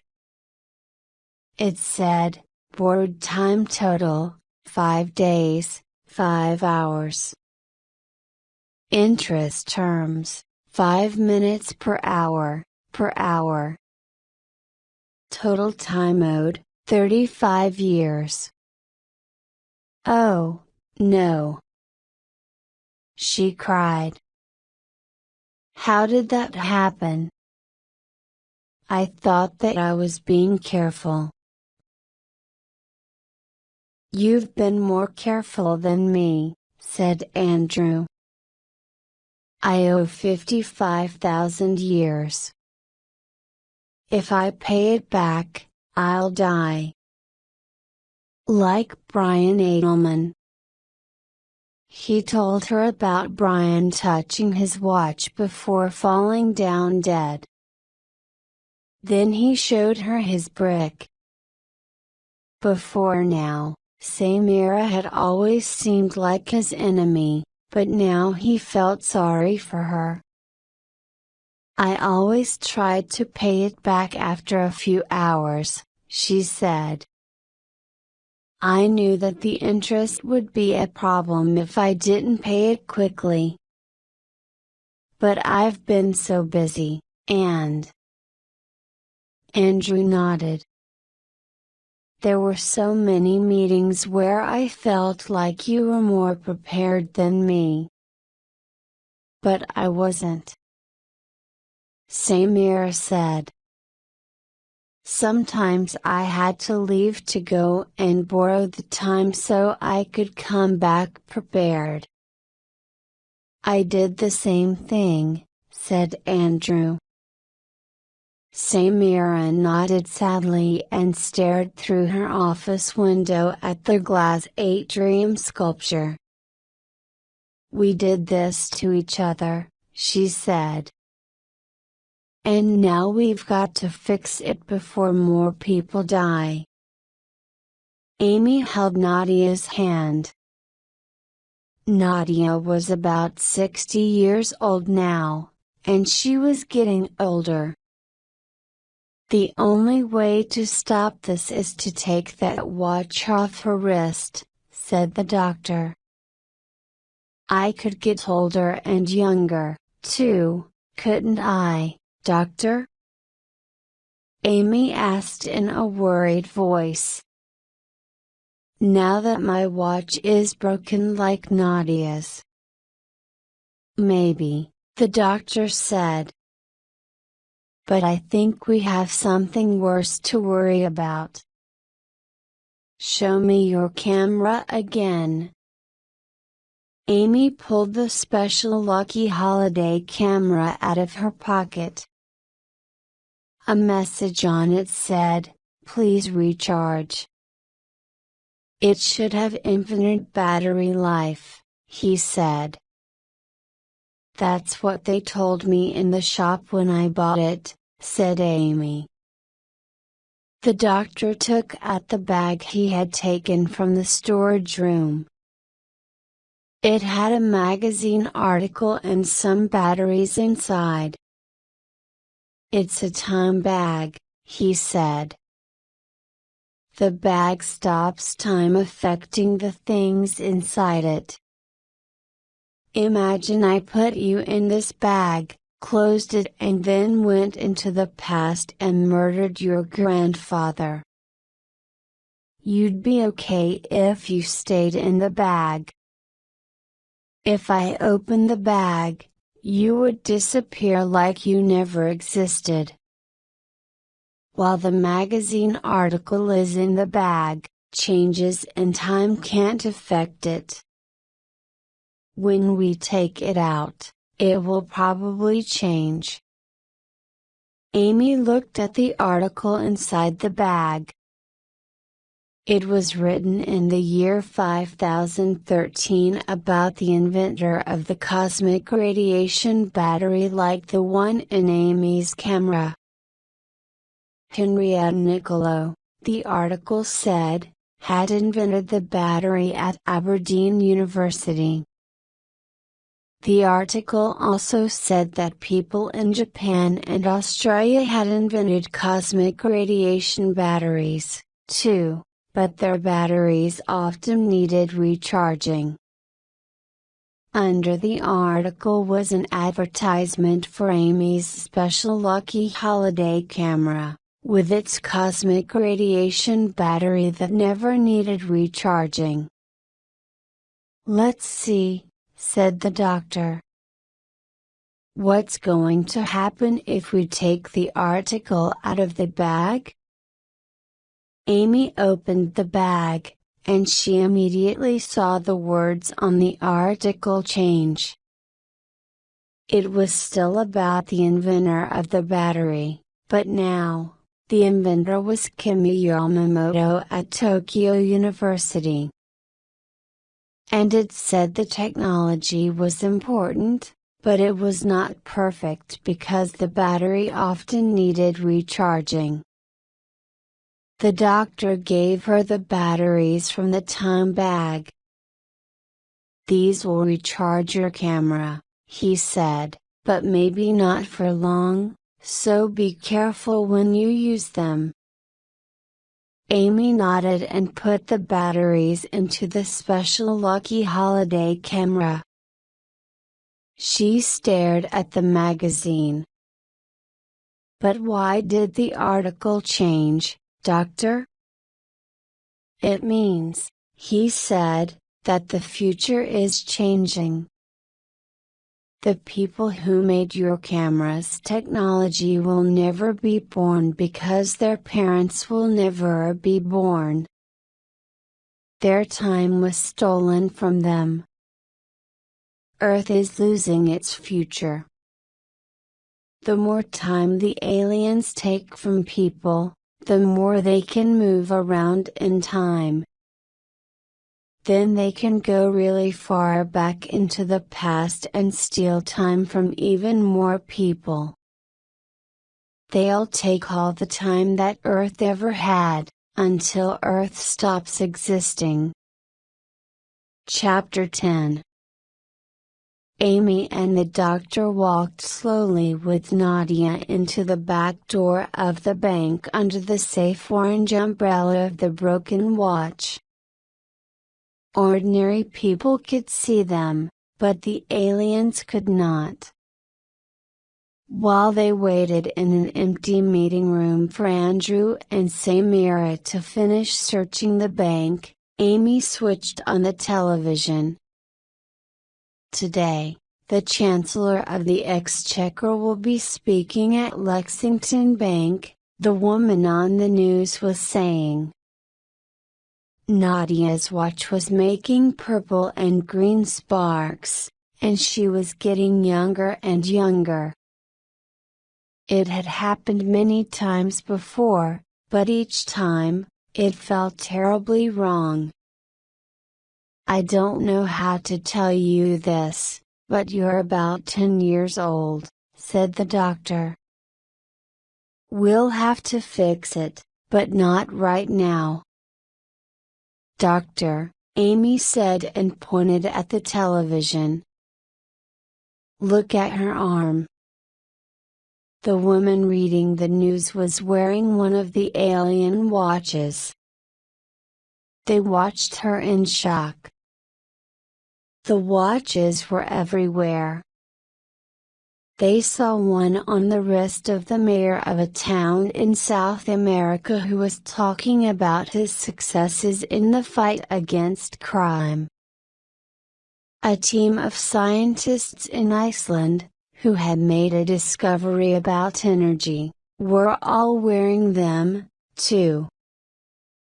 They're doing some good things with the watches, Doctor, said Amy.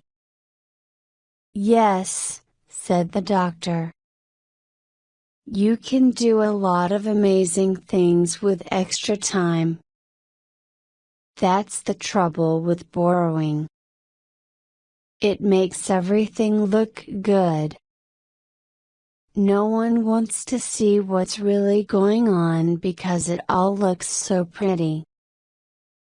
But it's no good making everything pretty, if everyone will die when they pay back their borrowed time.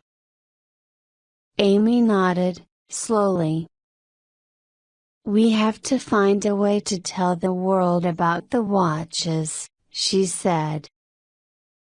And I think I know when we'll have the perfect chance.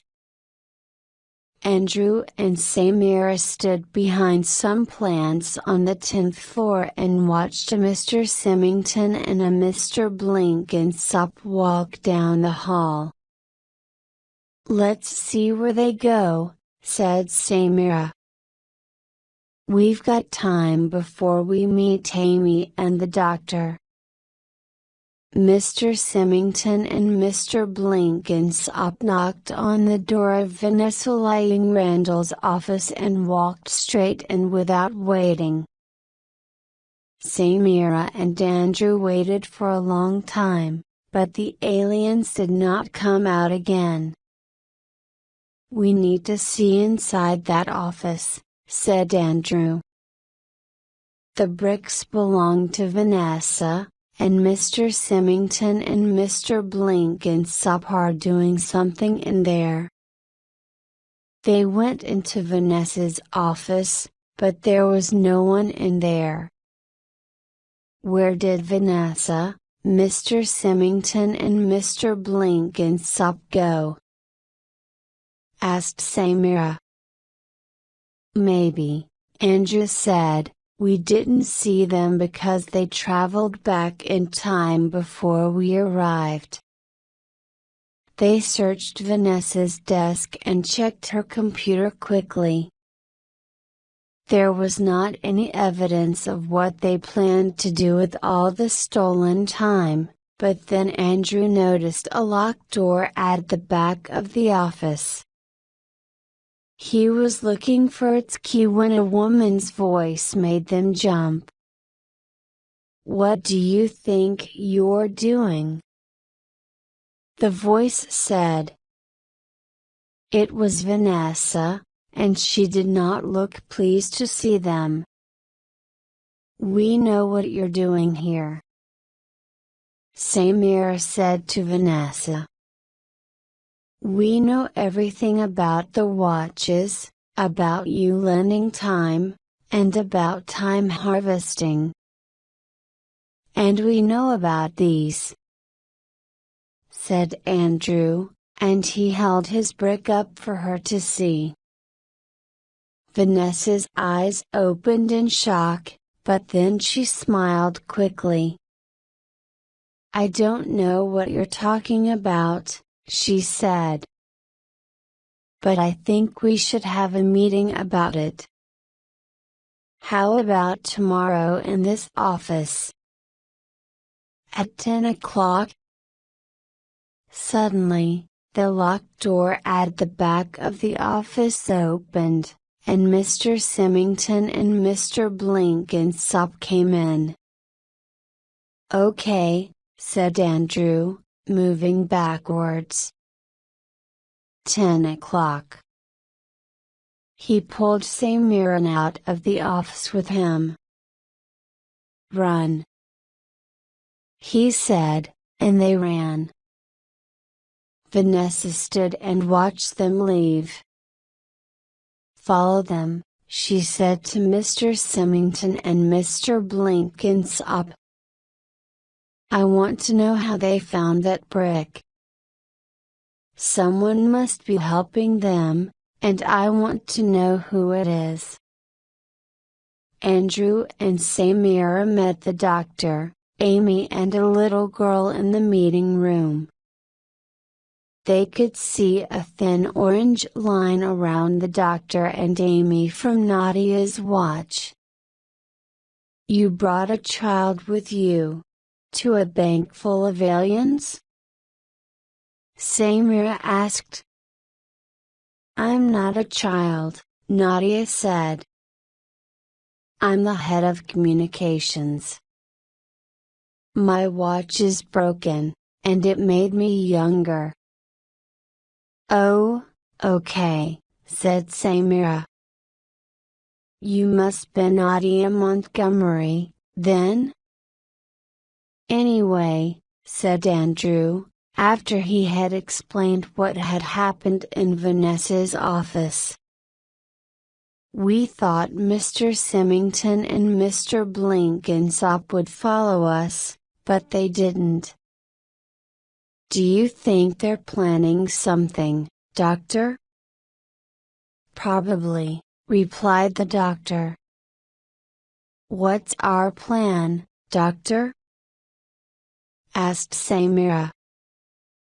"How are we going to stop them and save everyone who's wearing those watches?" "It's not just the people with the watches," Amy said. "We have to save Earth's future." The doctor looked towards the center of the atrium, with its huge twisted glass sculpture. He stared up at it. "We have to let the world know what's going on, before everyone starts wearing those watches," said Amy. "The Chancellor's meeting is going to be on television.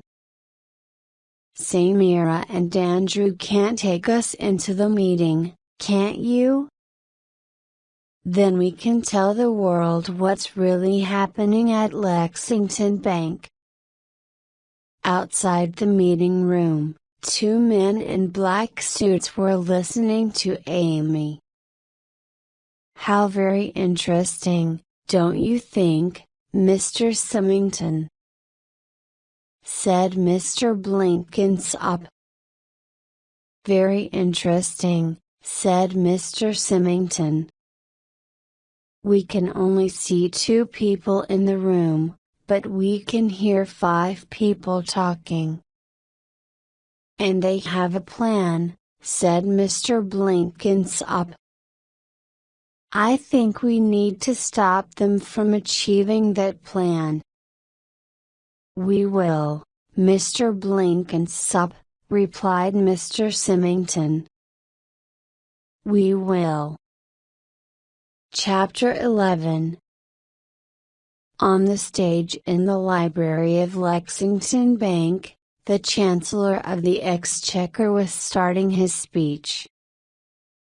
"I'm very happy," the Chancellor said, "to be here today at Lexington Bank."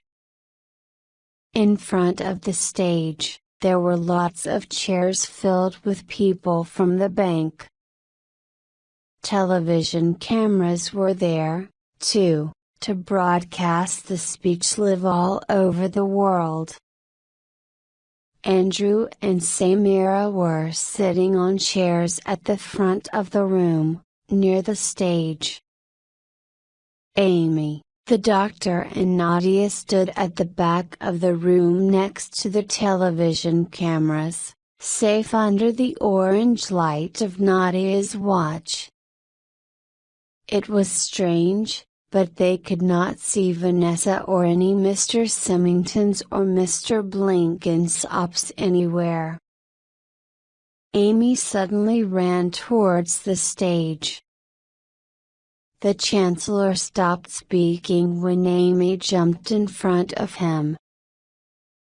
The doctor and Nadia followed close behind Amy and waited by the side of the stage. "Aliens are here, and they're controlling everything," shouted Amy. "They're giving everybody watches like these." She held up her arm to show the watch to the cameras. Two tall men in black suits quietly helped the Chancellor off the stage and out of the library. Amy realized that she must sound crazy, so she pulled 10-year-old Nadia onto the stage. "Nadia, tell them what happened to you," said Amy. Nadia looked straight into the cameras. She held up her red arm, with the sparks still flying out of the watch. "6 months ago," she said, "I was 40 years old. But I was stupid. I borrowed time using this watch. Look at me now." She shook her wrist angrily. But shaking the broken watch was not a good idea. It made some more sparks and a loud sound, and then its face went black. Nadia stared at it in shock. The orange line around the doctor, Amy and Nadia disappeared. Suddenly, the room was full of Mr. Symingtons and Mr. Blenkinsopps who had traveled back in time to appear there. The Mr. Symingtons and Mr. Blenkinsopps could all see Amy, Nadia and the doctor now. At that moment, Samira jumped onto the stage and pressed some buttons on her watch to pay back her time. In one terrible moment, the watch took 35 years of her life. She could immediately feel the 1,000 different pains of being old, but she kept looking at the camera. "This is what the aliens have done to me," she said. At the same time, the Mr. Symingtons and Mr. Blenkinsopps all began to run towards Amy with sharks' faces. She took her camera and tried to catch some of them inside time bubbles, but more and more of them were coming. Andrew and Samira started fighting the shark men, too. They threw chairs and television cameras at them. Most of the other people in the bank were not fighting, they were running out of the library. Samira was not very strong now, but she still threw a chair at a Mr. Symington. She hit him in the mouth, and immediately, all the other Mr. Symingtons in the room had blood on their mouths. Andrew threw a chair, but one of the Mr. Blenkinsopps caught it and threw it back. The sharks seemed to know what would happen before it happened. "They're remembering how we are fighting," shouted the doctor. "Look at those ones at the side of the room." He pointed to a Mr. Symington and a Mr. Blenkinsopps standing at the side of the library without any blood on their faces. "That's the first Mr. Symington and Mr. Blenkinsopps. When they see something, all the others remember it. Catch those two with your camera, Amy." Amy turned the camera towards them. But it had a message on it, only one lucky holiday moment left, choose carefully. What if we need this last bubble later? She asked herself. The Sharkmen knew that she would stop and think because they had already seen her do it. 3 Mr. Blenkinsopps quickly jumped forward and pushed Amy to the ground. Amy screamed and kicked as a Mr. Blenkinsopp opened its mouth wide to bite her. "No!" shouted the doctor. "She agreed to the terms and conditions," said Mr. Symington. He held Amy's wrist and pressed buttons on her watch. The message said, "Board time total, 21 years, 1 month, 16 days." It had gone up since the last time she had looked at it. "Take me instead," said the doctor. "Your boss won't be interested in normal people like Amy anymore when you tell her that I know the time market." Suddenly, all the fighting stopped, and all the Mr. Symingtons and Mr. Blenkinsopps were still and silent. And then the lift doors opened, and Vanessa Lying Randall walked out. "You can let Amy go now," said the doctor, gently. "You and I can talk about your business instead." "Oh, doctor," said Vanessa. "You don't understand anything." "You can't win, Vanessa!" shouted Samira. "Everyone in the world has seen me get older. Everyone knows what you're doing, and no one will borrow any more time from you." Vanessa shook her head. "Nobody outside this bank saw anything," she said. "We heard about your plans, and we stopped the live broadcast. You can't stop me like that. We will always be able to time travel and stay one step ahead of you." Samira looked like she wanted to cry. "So, doctor." Vanessa smiled. "What were you saying to my friends here about the time market?" "They're not really your friends," said the doctor. "You're all the same alien." "Are you the earliest one?" Vanessa smiled. The Mr. Symingtons and Mr. Blenkinsopps smiled, too. "Oh, you're so clever," she said. "I wonder how you knew." "I must remember to go back in time and stop you from discovering our secret." "Yes, I'm the first. I'm like a tree, and my sharks are the branches. Aren't they lovely?" "That's a nice sculpture," said the doctor instead, staring at the glass shape in the atrium.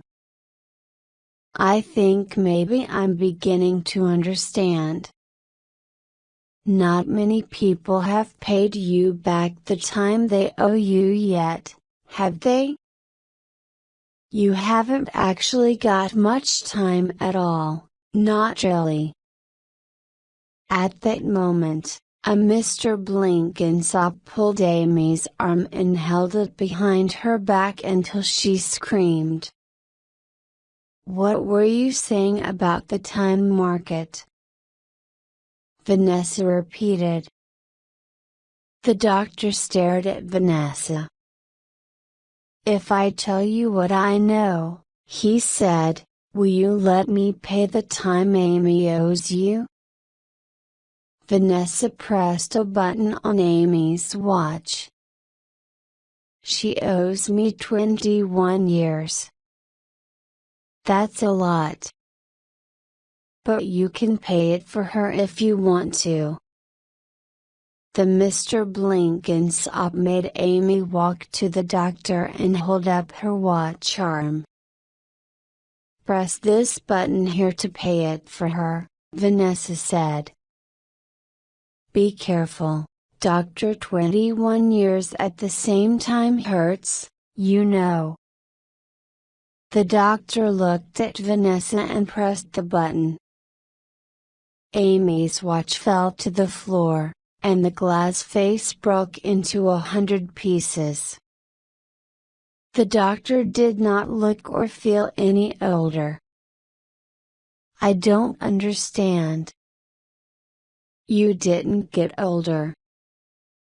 For the first time, Vanessa did not know what to say. The doctor said nothing. All the Mr. Symingtons and Mr. Blenkinsops were staring at him with excitement. "You can't be," Vanessa whispered. "I thought all the Time Lords were gone."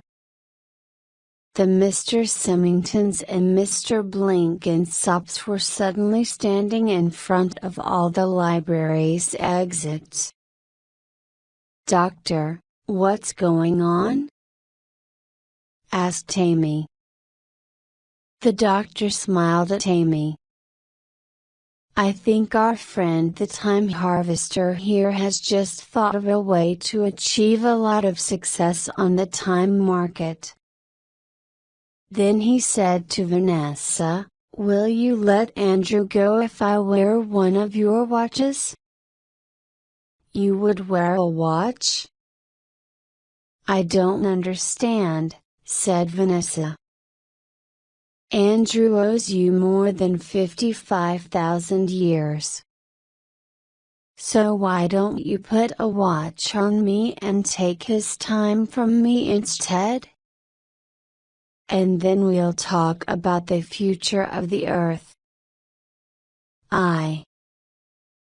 Vanessa opened and closed her mouth, and then she stopped talking.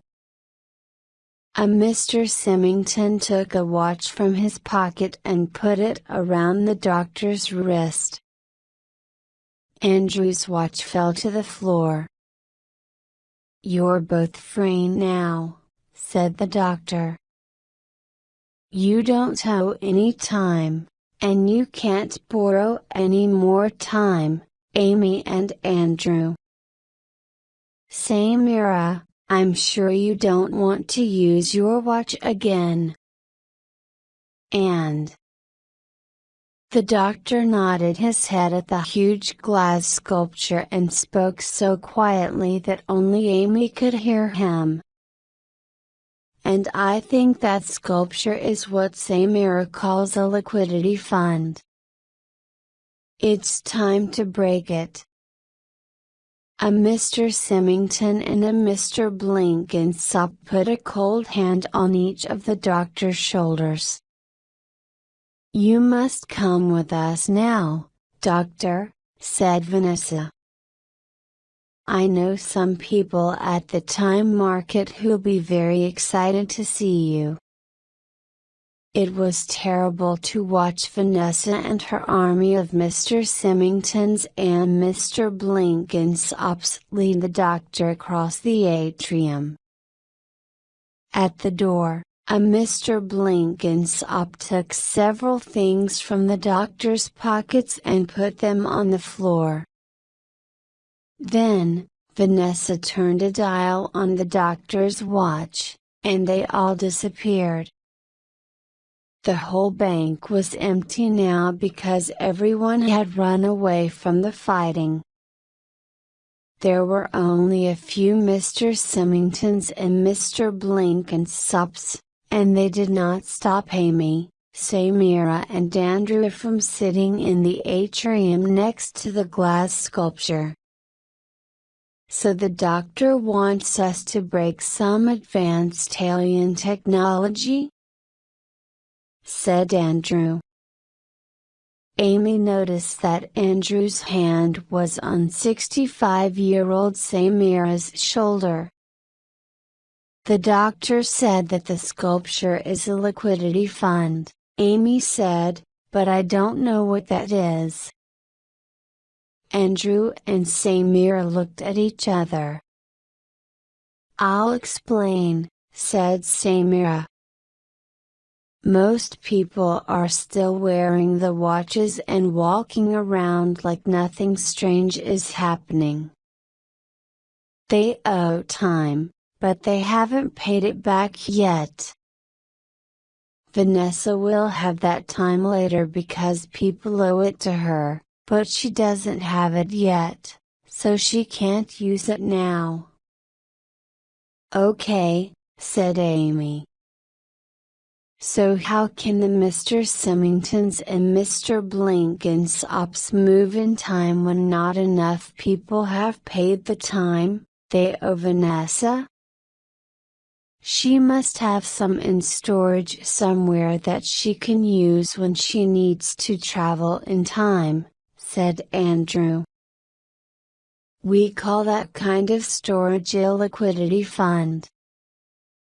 So, if we broke the liquidity fund, said Amy, people would still owe Vanessa their time if they have borrowed from her. But it would be harder for Vanessa and her sharks to move backwards and forwards in time, continued Samira. If the doctor thinks that sculpture is the liquidity fund where Vanessa is keeping her time, Amy said, then let's break it. Chapter 12. Vanessa took the doctor to the storage room under the Millennium Dome and made him sit in the time harvesting chair. Then she broadcast from a camera in the storage room to the time market trading hall, far away somewhere in the universe. Inside, hundreds of different kinds of alien traders were watching computers above their heads. I know many of you have bought and sold, and made money from my watch contracts, Vanessa said to the traders, and she pointed to the glass bricks on the shelves. But now, I have something even better for you. This is the last of the Time Lords. A shocked whisper went around the time market. A Time Lord. How much will you pay for him? Vanessa asked them. The aliens in the time market immediately started shouting numbers. Trading had begun. Then someone asked, wait, how do we know he's really a Time Lord? In the storage room, Vanessa turned to the doctor. Show them that you're a Time Lord, she ordered. No, he said and smiled. Amy was standing on the balcony of the 10th floor of the bank, and she was looking down onto the glass sculpture. Andrew, Samira and Nadia were pushing a heavy metal cupboard towards the balcony.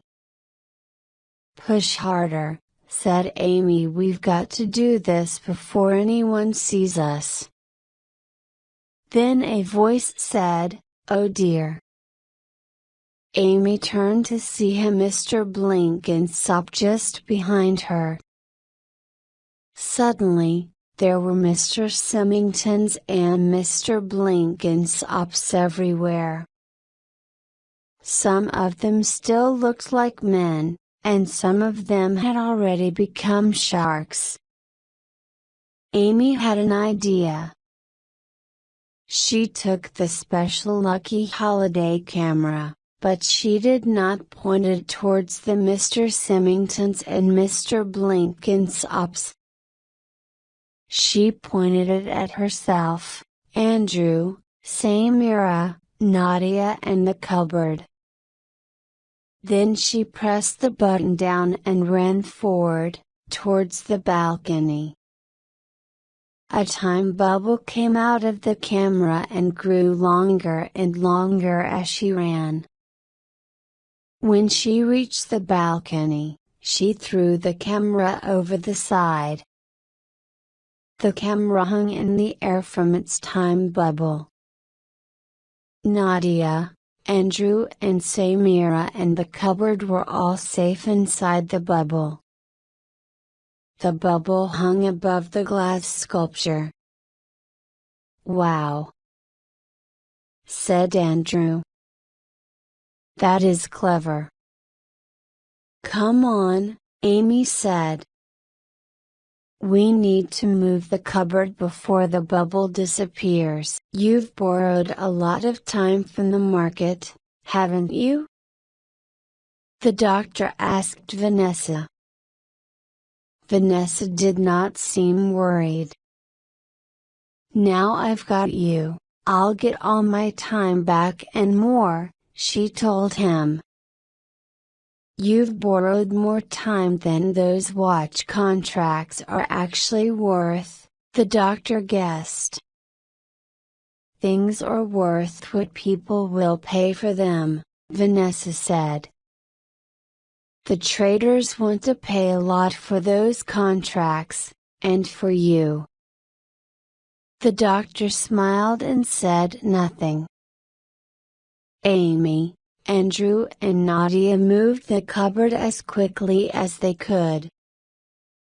They lifted it and pushed it over the balcony so that it hung in the air above the glass sculpture.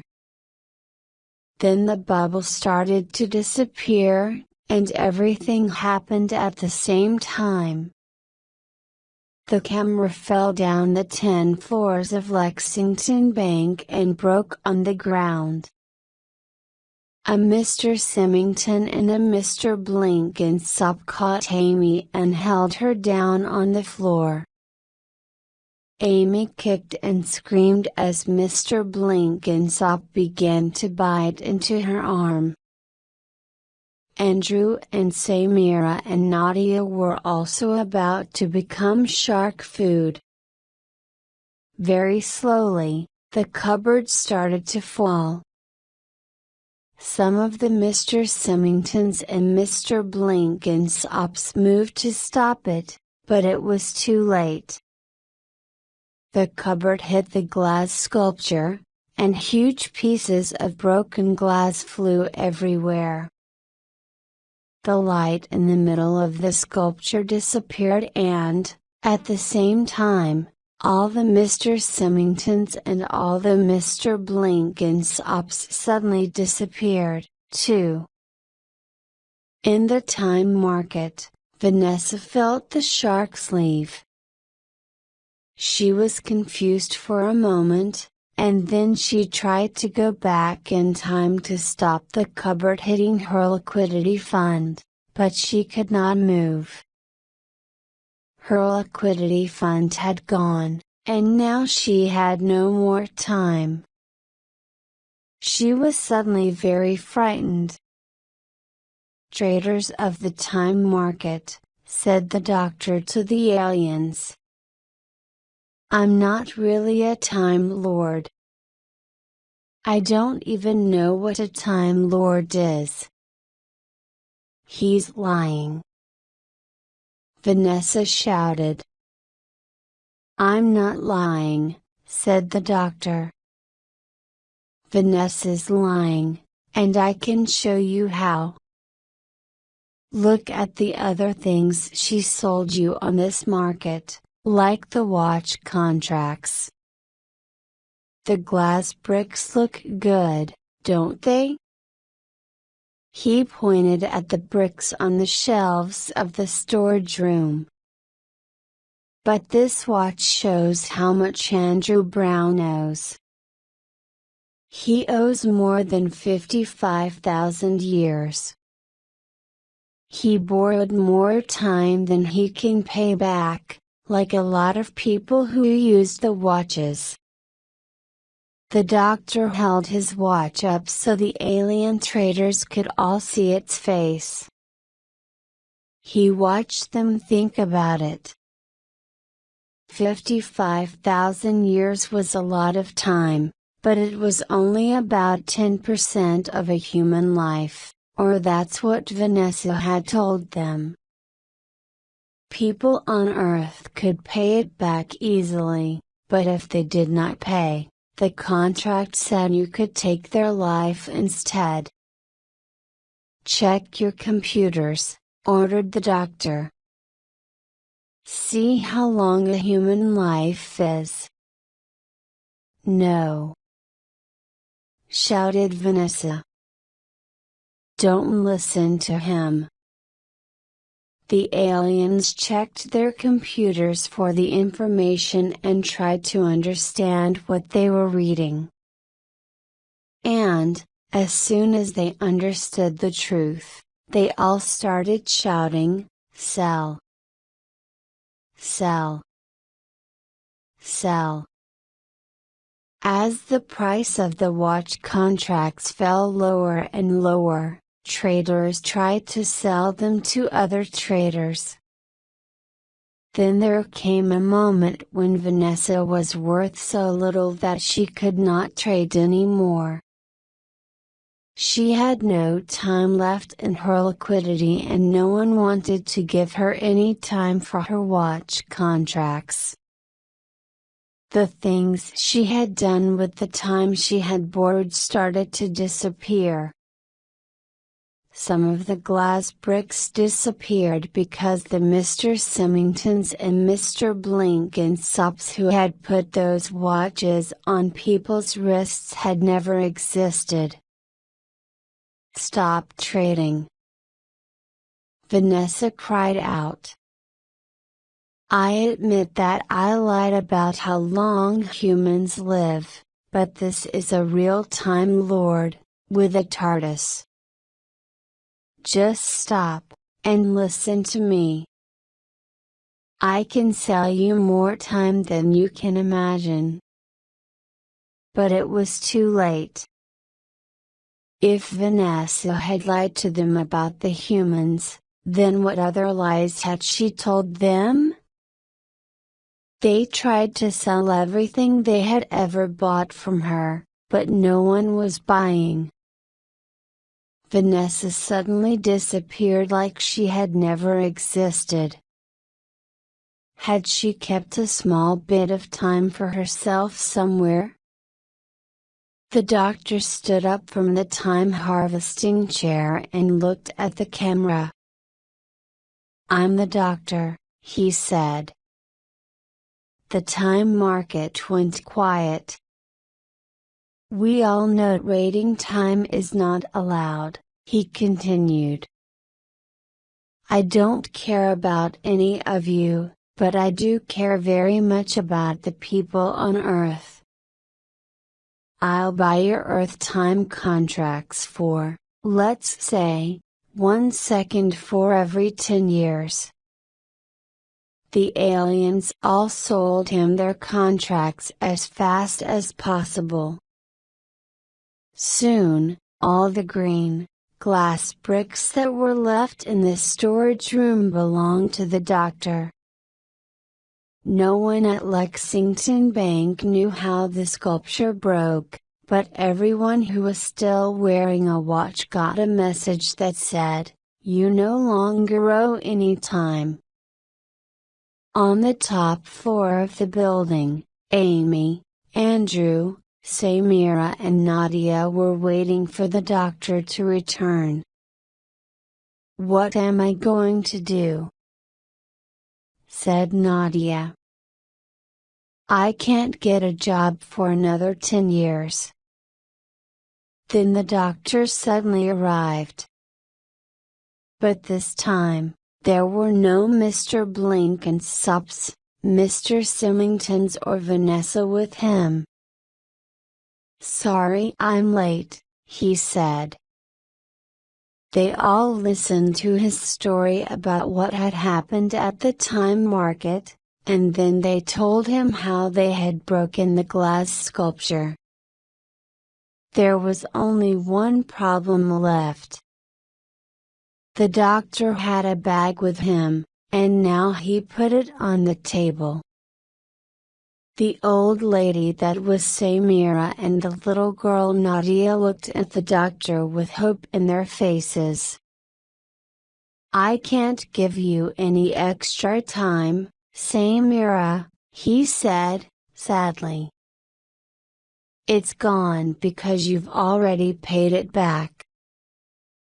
"Oh," said Samira.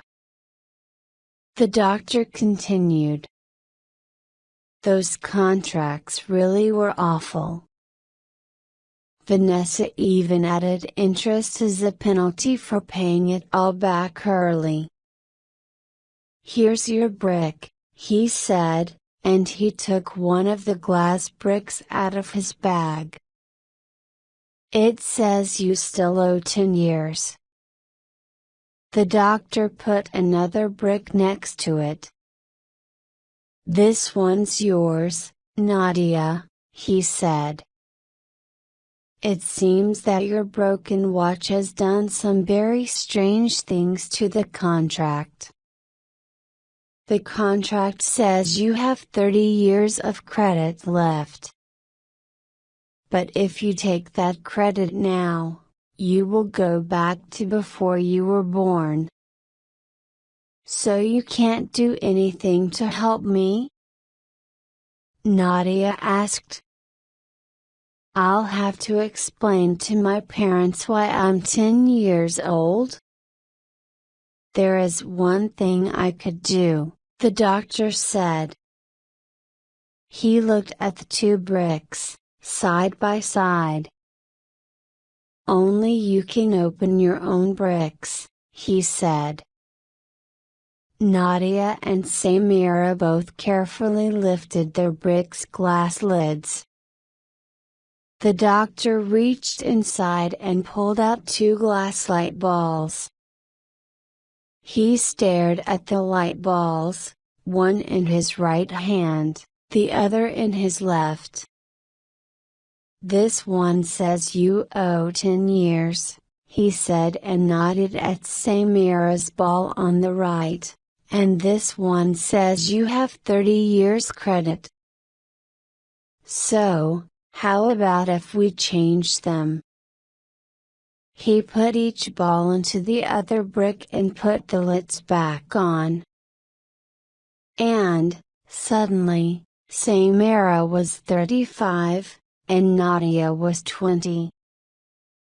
After Amy and the doctor had left in the Tardis, Andrew and Samira sat and talked. "Do you still want that promotion?" Andrew asked. "I know it sounds stupid," Samira said. "But I don't want to work in a bank anymore. I'd like to be a manager in a restaurant in a town with a beach." "What about you?" "I always wanted to be a music teacher," Andrew said. "So," she said, "let's do it." And then they kissed and walked out of Lexington Bank forever.